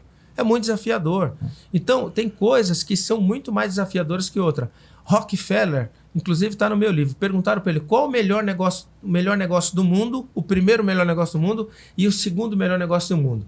Ele falou, o primeiro melhor negócio do mundo é o quê? É um poço de petróleo bem administrado. E qual o segundo melhor negócio do mundo? Um poço de petróleo mal administrado. Quando o negócio é bom, mesmo mal administrado, tem gordura. Agora, quando o negócio é ruim, você rala pra caramba. Esse negócio que eu falei pra vocês, a sacola aí dos meus fracassos, eu trabalhei que nem um camelo com resultado baixo, porque não tinha margem. Né? Perfeito. Você não pode errar, né? Porque tem coisas boas que estão no mercado crescente. Tem um livro chamado Mega Trends, que é Modas Gigantes. Né? Um livro lançado a primeira edição em 2000. Ele fala das modas gigantes, que é saúde, tecnologia, bem-estar. Por que bem-estar? As pessoas estão vivendo mais, elas querem se sentir bonitas. Saúde, as pessoas estão vivendo mais também. Então, essas áreas, quer dizer, a média de vida do brasileiro era 48 anos em 1940, hoje já está 76. Então, as pessoas querem se embelezar e tal. Então, invista em coisas que são ondas crescentes e não ondas decrescentes. Muito bom, Paulo. Vamos falar um pouco, você falou aí das pessoas, 7 áreas da vida. Vamos debater um pouco sobre isso aqui, que eu acho que é importante. E a gente termina com espiritualidade, que é um tema importante também. Não tem mais, eu quero mais. Né? Sim, mas essas 7 áreas da vida... Depois eu quero fazer uma pergunta, depois eu estar no tema, sobre... Paulo falou que de ondas crescentes, né? Tem muita coisa agora de NFT, criptomoeda, metaverso. Excelente pergunta. Isso aí é o quê? É um bom negócio ou é treta? Ou é o apocalipse? Pois existe muita discussão sobre isso, né? Tudo que surge... você vê, por exemplo, vamos falar de criptomoeda, né? É alguma coisa que não tem regulação por nenhum órgão, né? Circula-se muito dinheiro ali da Deep Web, que você vê que muitas coisas ilícitas circulam por ali. Então, é uma coisa que até não é segura, né? Do ponto de vista de uma sociedade. Você vê, eu tive, por exemplo, no passado, o pessoal invadiu uma conta nossa aí do Instagram e o hacker pediu resgate por onde? Em Bitcoin. Então, e não tem nem como rastrear uma operação dessa. Então você imagina quanto tráfico de drogas e problemas acontecem, pagamentos, transações por esse canal. Perfeito. Então eu acredito que as coisas devem ser reguladas, porque eu vivo num país que existe saúde, segurança, educação, bem ou mal, o governo cuida do povo. E precisa ter impostos, tem que pagar impostos, as coisas têm que funcionar. Sim. Então eu acredito que tem que ser regulado. É porque um Satoshi Sashimoto lá, um sujeito criou, não sei das quantas, é uma história muito estranha, né? Estranho. Que alguém perigoso. criou o Bitcoin. Vocês não acham que não desce muito? Agora veja, é um fato que na internet a cotação da moeda tem crescido, mas nem tudo que cresce como cotação eu vejo como bom. Sim. Então, se você pedir uma análise minha sobre esse ponto específico, eu acho que tem que ser regulado e tal. Eu não invisto nisso. Você é um grande investidor, né, Paulo? Tem ações aí há um bom tempo. Eu não invisto nisso, eu acho que isso precisa ser regulado, em primeiro lugar. Eu acho que isso é bom. Quando a gente fala, por exemplo, de metaverso e tal, o Second Life, por exemplo, foi o primeiro site que você tinha Segunda Vida que nasceu há 10 anos atrás. Sim. E, claro, que era um bonequinho todo quadrado, não era como o Second Life de agora, né? Então, eu não tenho dúvida que a questão do metaverso é algo que o mundo... As pessoas vão querer, por exemplo, ter um encontro com você na sua casa, virtual e tal. É uma coisa que é interessante. Mas, volto a dizer, nada vai substituir a relação humana, o contato humano. Hoje ainda é muito lúdico. É lúdico, existem iniciativas, as grandes marcas, como sempre, têm grana para investir em brand, marca, colocam seus produtos e tal. Quer dizer, existe muita aposta, muita gente falando sobre isso, mas ainda é incerto. Mas Sim. vai criar uma barreira entre quem não tem acesso total, né? O que acontece hoje, a internet, né, o smartphone, já é uma coisa muito democrática no mundo inteiro, né? Pra você ter uma ideia, no Brasil, uma pessoa, para cada pessoa tem 2,21 celulares. Aqui tem mais celular no Brasil que pessoas, né? Então, existe muita gente acessando aí as mídias e tal. O que vai acontecer? As pessoas vão cada vez mais entrar dentro da internet, das mídias sociais, do celular, né? Perfeito. Aí, mas você sabe que o mundo é cíclico. As coisas vão, tem a moda. É igual o cometa Halley, que a cada 76 anos passa e às vezes pode ter um rastro de destruição. Sim. Então o que eu vejo? É cíclico. Eu acho que o Second Life está aí, tem muitos testes sendo feitos. Aliás, tem uma palestra muito legal do Walter Longo, que ele fala sobre isso lá na internet. Bem legal, alguns estudos de caso que ele coloca, de terreno que comprou, veio. Mas é perigoso, né, Paulo? Porque assim como quando surgiu o Bitcoin, surgiu muita pirâmide, né, em relação a isso. Sim. E as pessoas não têm uma validação, né? Como você falou, não tem uma regulamentação e tem gente comprando terreno. As pirâmides, Matheus, é um caso interessante porque as pirâmides elas se apropriam do produto da hora, do momento. Sim. No passado, lembra Fazendas Reunidas Boi Gordo? Sim. Pronto, Tinha de avestruz também. Então, aproveitaram aquilo e fizeram uma pirâmide. Então, teve já pirâmide disso, teve pirâmide focada também em produtos de beleza, já teve pirâmide... Então, eles aproveitam o produto que está na onda e embutem um sistema lá fraudulento para poder alavancar.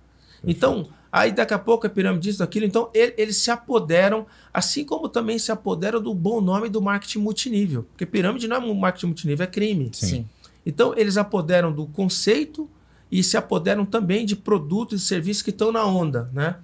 Mas eu particularmente gosto muito de investir em empresas sólidas, concretas, né? Na bolsa de valores. Eu gosto de investir em coisas que realmente sejam tangíveis, não apostas extremamente arriscadas quanto essas. E a pessoa mais simples que não entende, Paulo, do investimento? Sim. Cara, ele não sabe o que é papel, ele não sabe o que é uma ação, ele não sabe. O que falar para uma pessoa dessa? O primeiro passo é educação financeira. Para tudo. Assim como você aprende a dirigir, tem que fazer um curso para habilitação, você tem que fazer um curso básico de investimentos. Sim. E aí você vai entender o que é para você. Você vai entender o que é tesouro direto, você vai entender o que é fundo de investimento, você vai entender o que são ações, e aí você vai ver o que serve para você. Por exemplo, se você e aí vai ver o seu perfil. No curso você vai aprender que tem investimentos com perfil conservador, moderado e agressivo, né? Perfeito. Quem quer, por exemplo, poupança, essas coisas, quem quer uma coisa com uma baixa rentabilidade, sim, mais segurança, vai para poupança, vai para tesouro direto. Quem quer médio risco e rentabilidade, vai para um fundo, etc. E quem quer gosta de risco, tem apetite pelo risco e tem grande chance de ganhar ou perder, vai para a bolsa ou vai para derivativos, mercado futuro. Então, o primeiro passo, Everton, é fazer um curso. E como que faz um curso? Só acessar na internet aí, você vai colocar, curso básico, entra no YouTube de investimento. Você vai encontrar alguns youtubers bons que vão falar um pouco sobre isso. E hoje o conhecimento é aberto, né? É aberto, hoje você aprende o que você quiser. Então, olha, um grande mestre disse lá atrás, conhecereis A verdade e a verdade vos libertará. Pois é, quando a gente conhece a verdade, a gente se liberta e faz o que é direito. E É verdade. também tem as corretoras, né? Com analistas experientes que podem te dar um direcionamento adequado para você não perder dinheiro. Sim, é que a preocupação que tem dos analistas é se eles têm estímulos das empresas para indicar a empresa A ou B. Entendi. Entendeu? Se você pegar o Lobo de Wall Street, aquele filme, Sim, fantástico. o cara indicava papéis que pagavam para ele mais comissão. Uhum. Então a corretora, às vezes, ela pode ter alguma parcialidade. Sim. Agora, quando você tem uma casa independente de análise, aí ela te indica, em tese, Claro. com isenção. Porque quando o mercado é assim, é compra e venda. Quando tem muita gente querendo comprar alguma coisa, o preço aumenta. Quando tem muita gente querendo vender, o preço cai. Uhum. Então, às vezes, um influencer que ele fala, compra essa ação, Sim. dada a relevância dele, pode até mexer o papel no mercado. Eu tenho uma dúvida, eu tenho um amigo, esses dias eu pedi pra ele o que ele tava fazendo da vida, ele disse que ele era pintor e day trade. Sim. Eu disse, poxa, mas são duas coisas tão, né, distantes, né? Aí eu pedi pra ele, mas tu ganha dinheiro como day trade? Ele falou, não, eu já ganhei, mas perdi mais do que ganhei. Aí eu fui pesquisar e tal, mas não tem nada a ver com o que você faz, né, Paulo? O teu investimento é diferente, É né? que o day trade você compra e vende a ação no mesmo dia, né? Exato. O que é o day trade? Então, o day trade, ele não é um investidor, ele é um especulador. Porque o que é o investidor? O investidor é quem compra a ação de uma empresa porque acredita na empresa, nos fundamentos dela. Por exemplo, imagina que você tem uma padaria. O mês que, por exemplo, a padaria foi baixo o faturamento, você vai vender ela? Não. Não. Não, você gosta da padaria, gosta do negócio, você acredita nele e tal. Então, por exemplo, eu até hoje não vendi papéis até hoje. Por quê? Porque eu comprei papéis de empresas que eu acredito.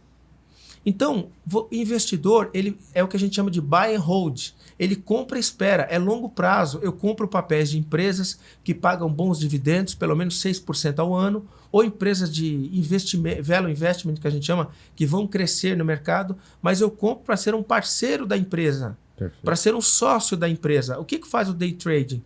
É alguém que pega algumas ações que estão em baixa hoje, mas que podem ainda crescer ao longo do dia. Então, compra na baixa hoje, 10 horas da manhã, ações que estão ali 1, 2% na baixa e espera aquela ação crescer naquele dia e vende no final do dia com 1% positivo. Então, naquele papel, ele ganhou 3% aquele dia. Uhum. Só que as pessoas que fazem isso, tem muitas pessoas que eu já vi que fazem mal para a saúde. Imagina. A pessoa tem ansiedade. Vai Você ver que imagina. é por isso que ele é pintor ainda, né? Pois é.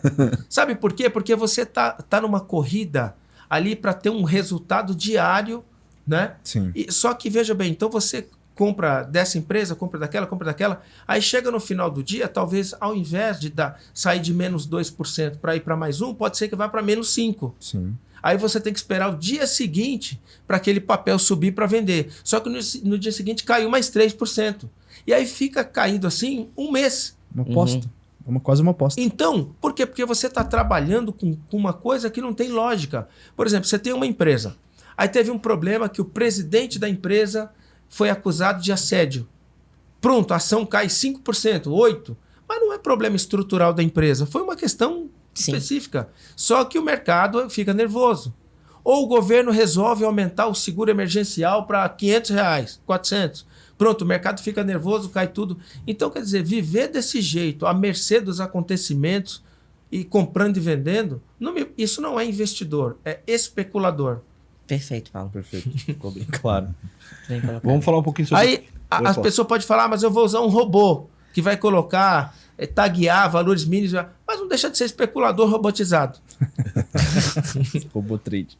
Robô trade. É isso aí. Perigoso esse nome. Eu não quero, veja bem, eu não quero aqui de maneira nenhuma ofender os colegas traders, de jeito nenhum, acho que cada um... Eu estou falando minha opinião pessoal e respeitando todas as empresas e pessoas que trabalham com isso. É minha visão e com todo respeito a todos. Perfeito. Perfeito, Paulo. Falar um pouquinho sobre equilíbrio de vida, Paulo. Sim. Para ter sucesso é necessário ser equilibrado. Sim. e vamos falar um pouco sobre as 7 áreas da vida, né? A mais importante para você, qual é? Perfeito. Bom, agora, nesse momento, a mais importante é a área espiritual, porque eu tenho consciência de que nós não somos seres humanos tendo uma experiência espiritual, nós somos seres espirituais tendo uma experiência humana. Eu estou aqui nesse hotel chamado Planeta Terra, por um período, hospedado aqui. Eu vou ficar aqui talvez 40 anos, 50, 80 anos a mais, né? A mais não dá mais tempo. Mas nós ficamos aqui hospedados nesse planeta por um período, vamos embora. Eu acredito que nós nunca morremos, eu acredito que a alma é eterna, né? E eu acredito que Deus me criou, eu estou aqui, vou viver essa vida, depois volto para Ele. Então, a área mais importante para mim é espiritual, porque tudo pode dar problema, mas nessa aí não dá. Sem uma área espiritual bem definida, o ser humano... Não dá, porque o que me mantém vivo, de pé e com certeza é Deus. O restante das coisas pode variar. Minha mulher pode me deixar na área familiar,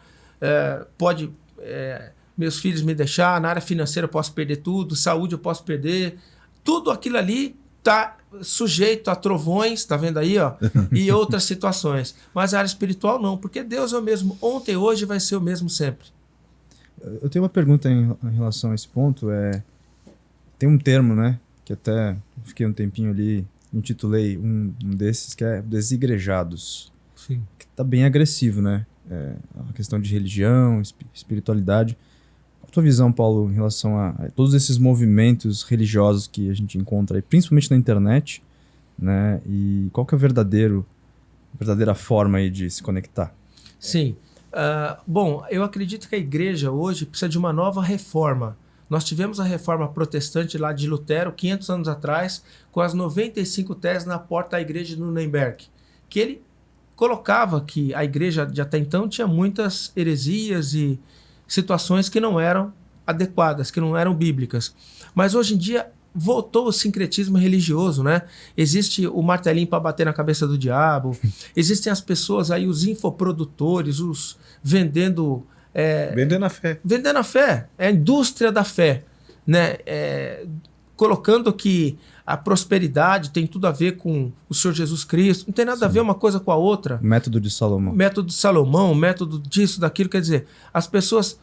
Então isso é muito ruim, por quê? Porque faz com que as pessoas fiquem desiludidas, porque elas não veem resultado, elas veem a indústria da fé e acabam achando que todas as igrejas são iguais ou tudo é religião. Jesus Cristo, ele não é a religião A, B ou C, a igreja A, B ou C. Jesus Cristo é Deus que veio para a Terra, por exemplo, em forma de homem para ensinar como viver, né? Então, as pessoas têm que seguir a Cristo. E por que é bom ir na igreja? Porque brasa longe do fogo apaga. Quando você vai para a igreja, você sempre ouve uma palavra, você está sempre interagindo com os irmãos, então aquilo te ajuda a manter no foco. Tem gente que, por exemplo, não consegue não tem disciplina para estudar online. Então tem que estabelecer, você vai estudar nesse local. Eu mesmo não conseguiria estudar online se não fosse definido um local para estudar em um horário. Se você fala, você vai estudar online, mas não tem dia nem hora, como que vai ser isso? Sim. Eu tenho que falar, não, eu vou estudar naquela minha cadeira, no meu quarto, e vai ser de tal horas a tal horas. Aliás, todo curso online ensina isso, escolha o lugar para você ter um padrão de estudo. Então a igreja serve para que você possa ter um local para você louvar, para você congregar, para você aprender, para você se relacionar, para os seus filhos serem educados na palavra de Deus. Então a igreja é um pedaço, né, ali, eu diria, do projeto de Deus para que você possa estar mais próximo ali a Ele, para poder te ajudar nesse processo. Mas você pode servir ao Senhor sem precisar ir para a igreja, mas ela te ajuda muito, né? Então, o problema é que as pessoas, elas associaram muito a igreja como um balcão de trocas. Eu vou lá para ter o milagre, eu vou lá para ter a cura, para ter a prosperidade. Nossa. E, infelizmente, muitas igrejas fazem da igreja um balcão de troca, que são igrejas que não falam nada a respeito de Cristo. O que menos se fala ali é de Jesus Cristo. O que mais se fala eu fiquei rico, agora comprei 2 carros importados, tenho 2 empresas, o outro mostra o benefício financeiro que teve, e nada disso é coisa de Cristo, porque Cristo não tinha nem lugar para morar. Cristão deve ser rico ou pobre? Pode ser uma coisa ou outra, porque independe. Independe. Na realidade, o cristão, ele é rico porque ele é filho de Deus. Ele é rico porque ele tem o reino dos céus. Mas em termos de riqueza financeira, não importa. Por quê? Porque na Bíblia, por exemplo, você pode ser uma pessoa rico financeiramente e generoso. E você pode ser um pobre miserável. Ou você pode ser um rico miserável e um pobre generoso. A riqueza não tem a ver riqueza, cor de pele, cor de cabelo, se você é alto ou baixo. O que tem a ver é o seu coração e aonde que estão as prioridades da sua vida. Perfeito. Muito bem. Que é polêmico, né? Tem muita gente que acredita o cristão tem que ser miserável para poder, né? E outros acreditam que a riqueza é pecado. Isso é claro, né? E também, assim, mas é muita questão de crenças também, né? E de aceitação, porque às vezes alguma coisa errada acontece e você acha que é normal. Por exemplo, é normal infidelidade em relacionamento, é normal não sobrar dinheiro no final do mês. É normal. Não, isso não é normal, isso é comum, pode ser comum, mas eu, pelo menos, acredito que Deus quer o melhor para nós. Na verdade, assim, as coisas de Deus, elas são muito maiores do que as coisas que a gente vê. Elas são além da nossa dimensão. As coisas de Deus, para você se conectar, você precisa se conectar com Deus, que é sublime. Ele está acima dessas coisas aí, terrenas e provisórias e passageiras. As coisas de Deus, diz lá até nas Escrituras, que ninguém nunca viu, nem nunca ouviu aquilo de tão maravilhoso que Deus preparou para aqueles que o amam. Então, é que banalizou, tem gente que vai, fica falando as coisas de Deus e até de uma maneira, quando mistura com negócio, com venda de produto, fica uma coisa chata. Sim, exatamente. Fica chato. Sim. Sabe, outro dia eu vi uma pessoa falando, citando versículos bíblicos e logo em seguida fazendo um pitch de venda de produto. Fica chato, deselegante e chato.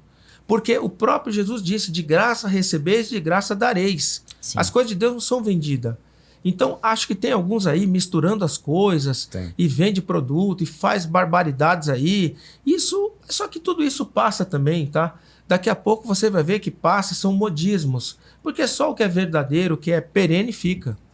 E tem como nós ajudarmos essas pessoas. Cabe a nós ajudarmos essas pessoas ou tem que deixá-las verem com os próprios olhos que elas tomaram a decisão errada comprando esses cursos? Eu acho que cabe a nós, né? Cabe a nós temos que fazer o ID, né? ID pregar a criatura, ID falar a verdade às pessoas, porque evangelho significa boas novas, né?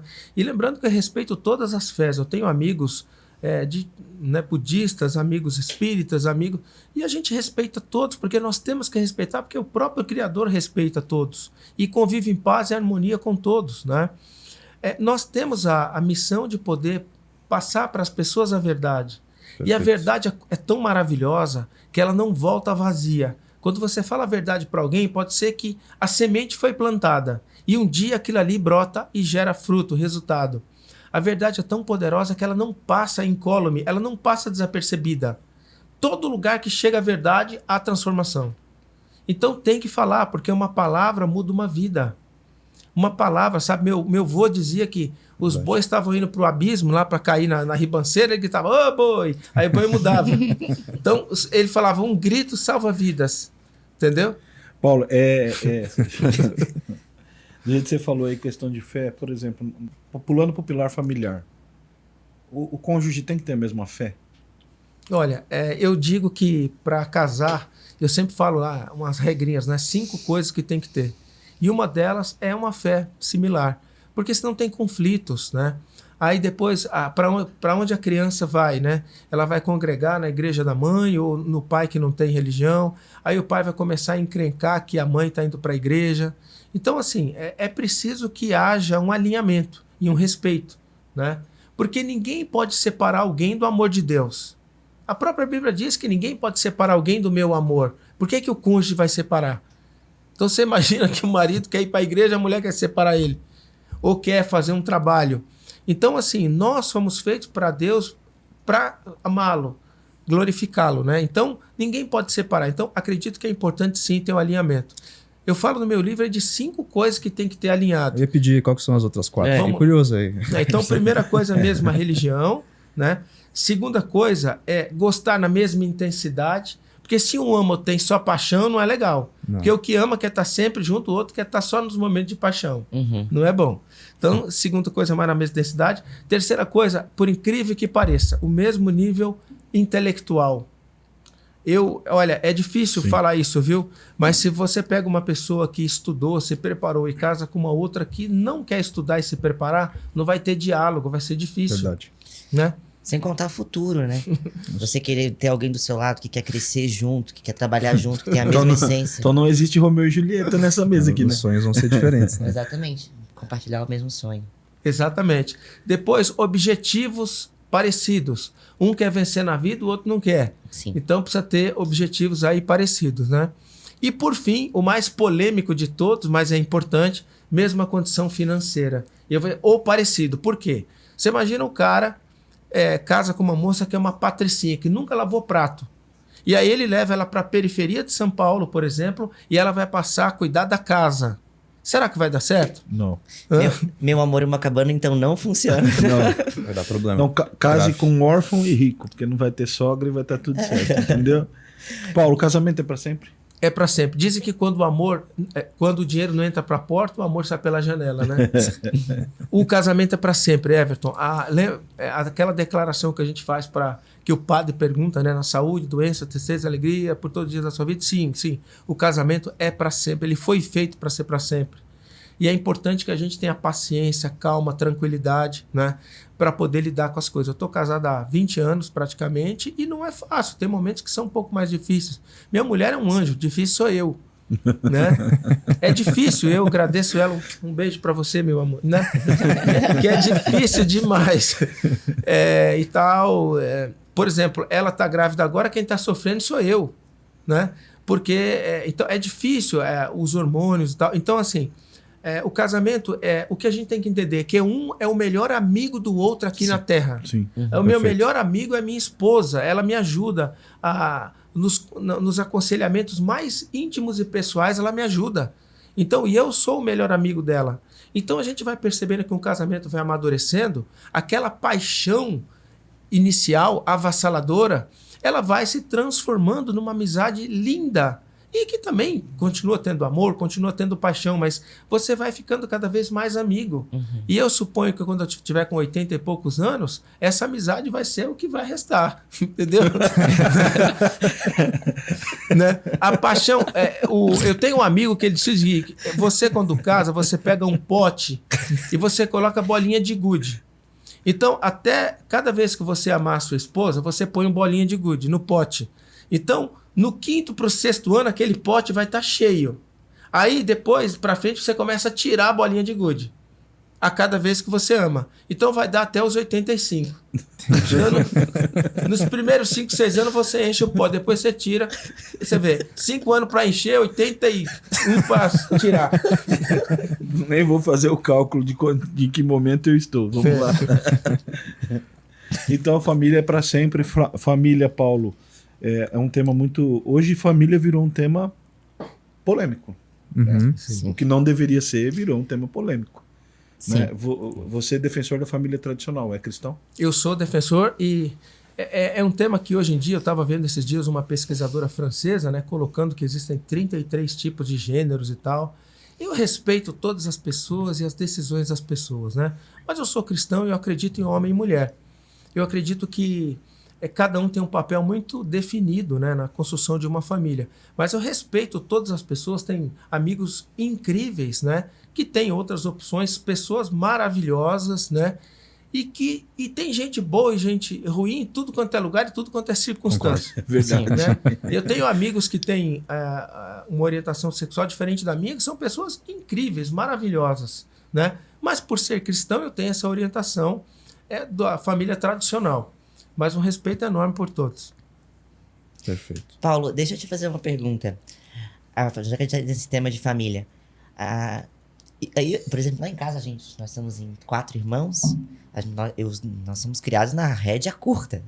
E depois de velho, assim, quase com 30 anos, eu chegava em casa e ainda pedia bênção pro meu pai, quando ele era vivo. E as crianças mais novas, essa nova geração, tá vindo uma questão assim de tudo vir muito fácil. Eu lembro que o meu primeiro presente bom que meu pai me deu foi permitir que eu pudesse comprar a minha primeira televisão com o meu próprio salário. Você ainda teve essa permissão. Não, porque ele tava com medo que eu fosse ver besteira na televisão. Eu tinha 13 anos, sabe? Eu já trabalhava com ele no mercado. E hoje tudo vem muito fácil para as crianças. E eles não dão valor. Teve um caso que a gente estava fazendo um ensaio de fotografia com um cliente de oftalmo lá em Florianópolis. E a criança dava na cara da mãe, na poltrona. E a mãe ficava toda sem jeito. Mas se fosse na minha época, qual é a sua opinião sobre isso? Olha, diz lá, né, o 5º mandamento, né? Honrai pai e mãe para que os seus dias sejam bons dias aqui na terra. Então, é preciso que a criança seja disciplinada desde cedo. Uhum.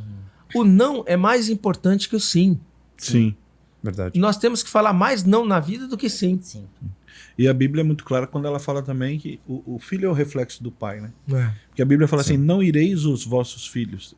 Não ireis não é provocar o teu filho, Uhum. mas não é dar mau exemplo para ele. Sim, Né? Para que ele não tenha vergonha do pai que ele tem. sim. Então isso tem que estar muito claro também, né? Porque às vezes o filho está batendo na cara do pai e o pai não teve uma postura ainda de Perfeito. autoridade, mas não é de autoritarismo, Sim. né? É aquela autoridade, mesmo não estando presente, e as pessoas, os pais estão perdendo esses valores, Sim. né? Acho que Exatamente. isso tem que estar muito claro. O pra celular nós. também, né? Exato. Tudo muito fácil. Por Muito exemplo, fácil. Esse tempo de parar com o filho, de fazer uma leitura, de fazer uma instrução.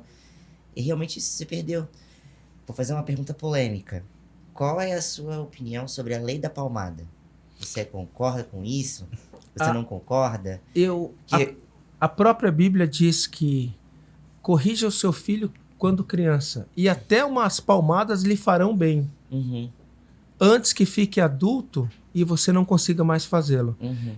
Meu pai sempre diz, filho, tomar uma palmada aqui ou ser corrigido aqui em casa é melhor do que ser pela polícia na rua. Sim, Então, os pais, eles têm amor e têm autoridade sobre os filhos. Sim.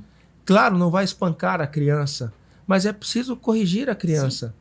E sabe, a criança, eu tenho um filho de 1 ano e 8 meses. Esses dias, ele me deu uma palmada no rosto, sem saber. E eu falei, não. Pronto, não fez mais. sim, Corrigi ele, mas ele não sabia, uma criança, 1 ano e 8 meses. sim. Né?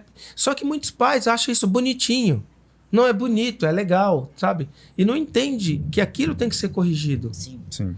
Então, eu acredito que umas boas palmadas são importantes e pode até livrar a criança da morte. Está escrito na Bíblia, não é nem eu que falei. Salomão falou 3.000 anos atrás. Exatamente. Eu confesso, eu apanhei muito quando era criança e meu pai nunca deixou de me amar e, claro, apanhava quando fazia arte, né? Quando a gente se pegava com os irmãos no cabo de vassoura, assim. Mas sempre ensinou muita cultura de trabalhar duro, da honestidade e acredito que ele fez um bom trabalho. Agora, você imagina a criança ser criada que nem bicho solto? Não tem como, Não vira um tem como. delinquente. Bicho solto. Eu vi não sei o que eu falei, que o cara disse pro pai, eu sou bicho solto. O pai falou, rapaz, sai pra lá, né? Porque precisa ter, imagina uma criança, bicho. Então, precisa ter limites. O pai, veja bem, a mãe tem que ensinar o filho a enfrentar um mundão aí fora. Sim. Exatamente. Então, qual é o nosso papel como pai? É quando vai chegar o momento que o meu filho e minha filha vão começar a ter contato com o mundo externo, e o mundo externo, ele tem as suas coisas a oferecer. Uhum. E se eu não preparar eles bem, eles vão cair em ciladas. Sim. Eu tinha um vizinho, né? Ele dizia uma coisa, olha, eu fico 20 anos ensinando a minha filha o que é direito. Aí vem um sem vergonha e vem com um papo tentando dizer que tudo que eu falei está errado. E o cara vem dizendo o seguinte, esquece tudo isso, vamos viver o hoje. Quer dizer, 20 anos que eu falei uma coisa, vem o outro com outro papo. Então, se a criança ou adolescente não estiver bem fundamentado, acaba caindo no conto. É verdade. Verdade. Então tem que preparar. Como é que é o papo do traficante? O papo do traficante é falar que aquilo vai ser terrível para a vida da pessoa, que vai matar ela? Aqui não. Não, ele vai falar que aquilo é o maior barato, que o seu pai é um careta. Sim. Vai chegar e falar, ó, teu pai é um cara pré-internet. E eu sou mesmo, sou um cara pré-internet. Não é que eu sou pré-histórico, não. Então, é isso. Então, nós temos que preparar os filhos para as coisas da vida. Então, o grande trabalho dos pais é que quando a gente partir, o filho possa seguir a vida dele como um bom cidadão, etc. E tudo der certo. Então, falar não, corrigir, repreender, faz parte, enquanto pode.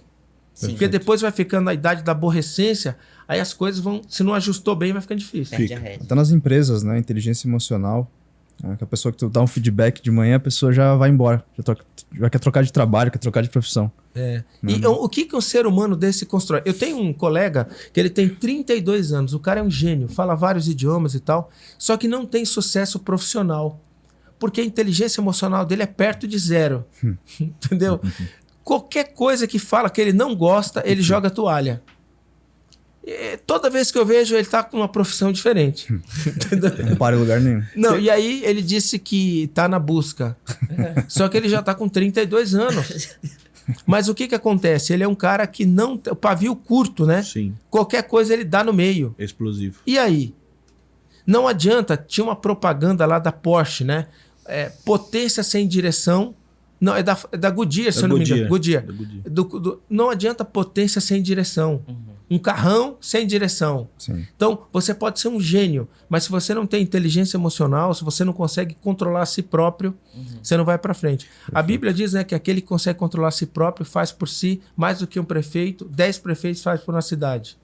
Falando em inteligência emocional, Paulo, o que você pensa das doenças desse século? Pois é. Ansiedade, depressão e pânico. Eu tive, né? Eu tive síndrome do pânico em 2017, achei que eu ia morrer. Fui 11 vezes no pronto-socorro, troquei meu plano de saúde. E o meu medo era o seguinte, eu trabalhei para burro, tenho uma mulher nova, bonita, estabilizada, e vem outro cara e vai aproveitar tudo e não fez nada por isso. Aí é demais. Aí eu fui parar no psiquiatra e ele falou, esse é o seu temor? Eu falei, doutor,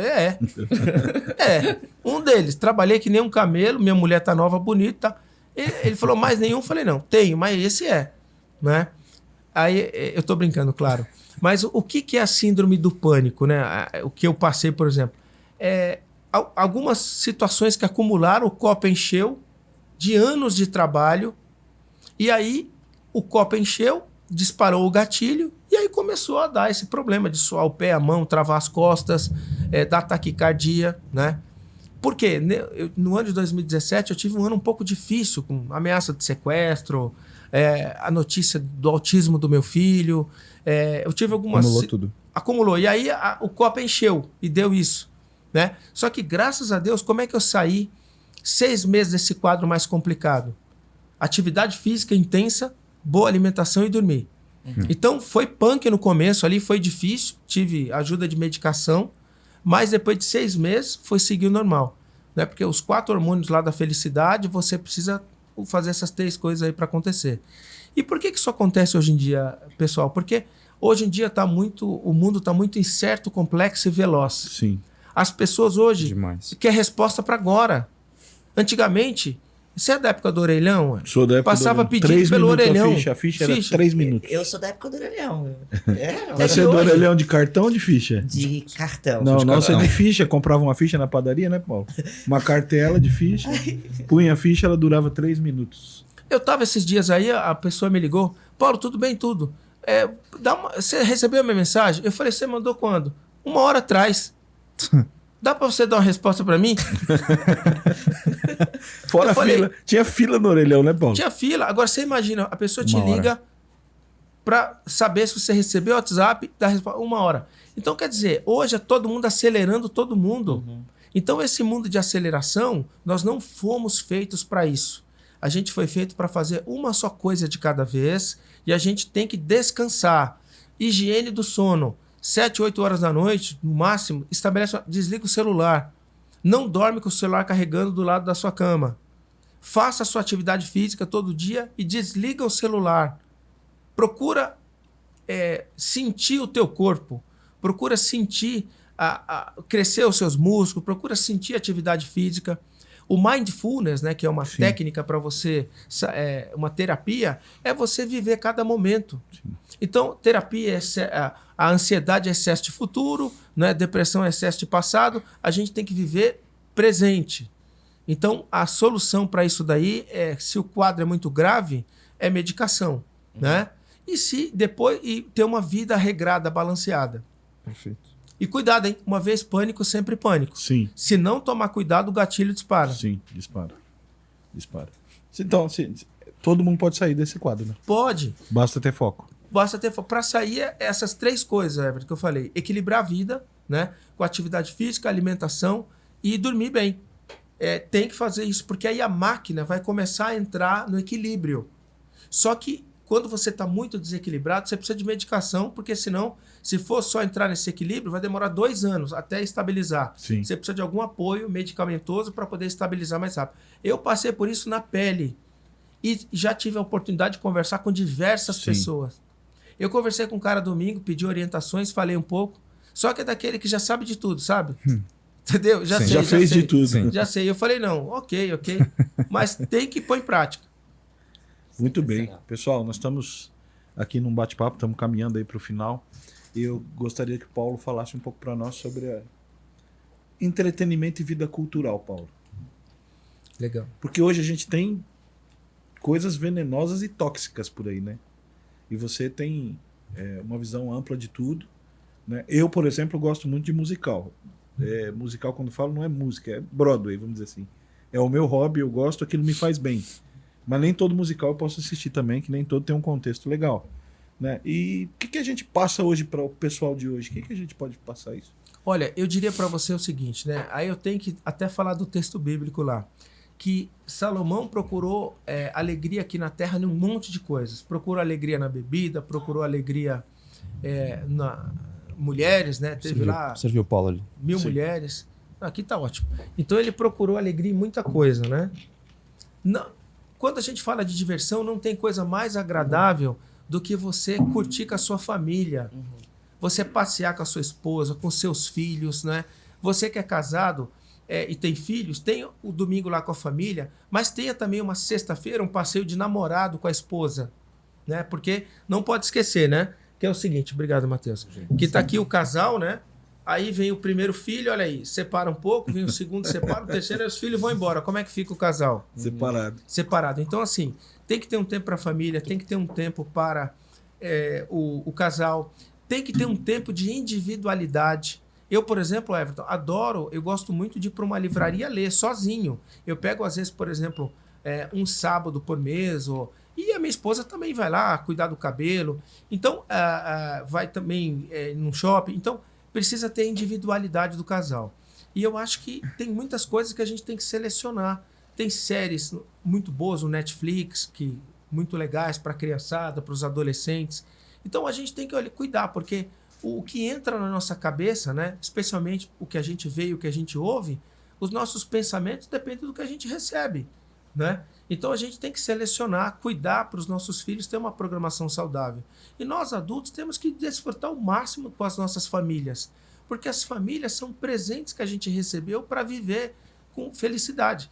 Você imagina, você quando vai num lugar super bonito, não é legal estar com a esposa, com os filhos e mostrar? Sim, Então totalmente. é um presente que a gente ganhou de Deus para completar. Então, quando a gente fala por exemplo, de entretenimento, prioridade, curte com os presentes que você ganhou. Tem o tempo para você. Eu também gosto de andar de bicicleta, pego às vezes a bicicleta. Então você tem que ter a sua individualidade também. Sim. E sobre cultura, lazer, livros, boas séries, bons programas.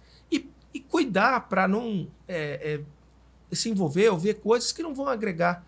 Porque na vida é assim, tem coisas que agregam, que são neutros, e tem coisas que desagregam. Sim. Então, coisas que são neutras ou desagregam, não vale a pena.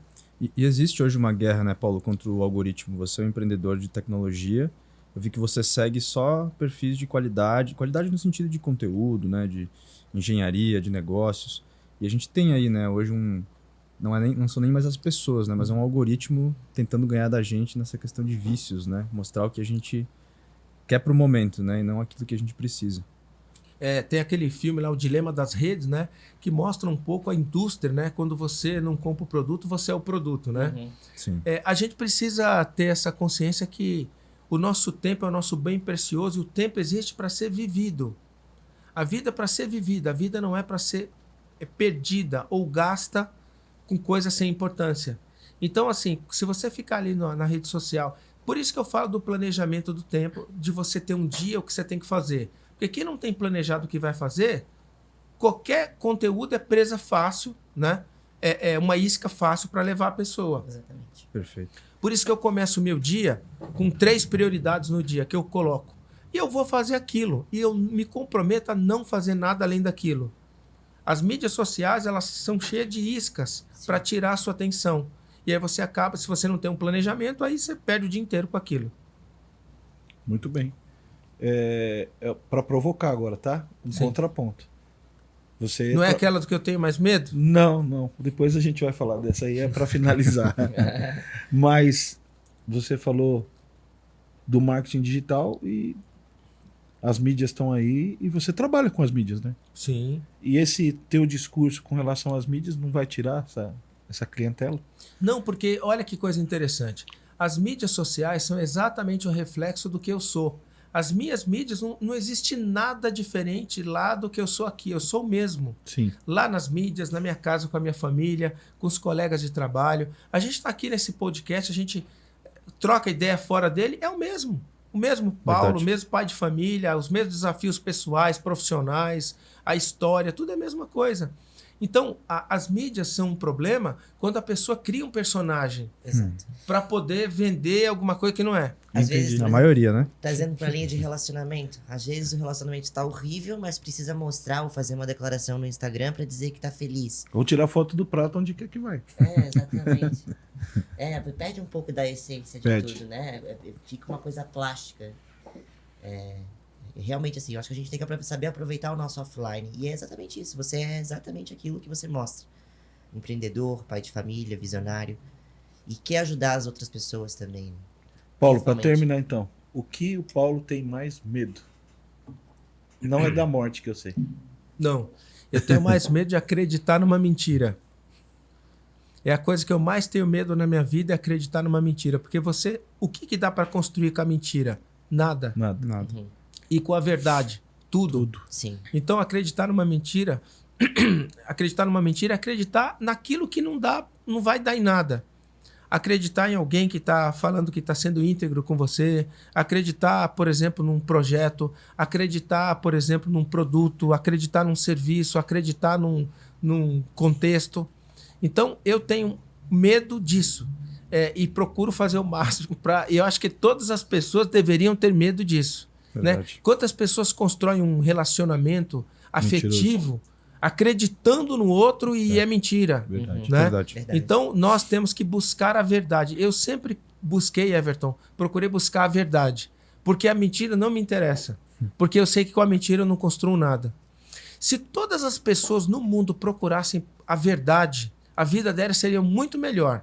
O problema é que as pessoas se contentam com qualquer coisa que passam para ela, sem um pingo de investigação se aquilo é verdade ou não. Sim, E acaba se frustrando. Se frustrando porque não procura a verdade, ela procura a conveniência. Então eu vou dar uma dica para nossa audiência. Em vez de procurar o que é mais conveniente, o que é mais fácil, o que aparentemente é mais interessante, o que é mais agradável, procure a verdade em tudo, que certamente você vai ter muito resultado. Muito bom.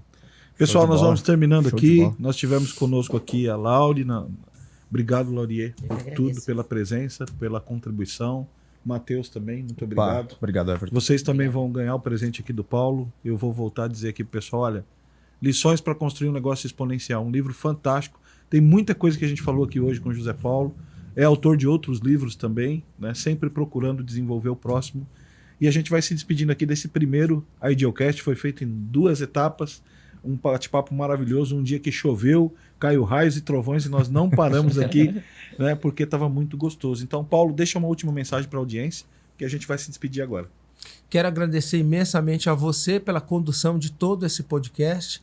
Não só o podcast, mas esse livro aí, talvez muitos não saibam, que você ajudou a escrever muita coisa que está aí, ajudou a construir projetos incríveis no grupo, né? Você é um talento, um homem brilhante.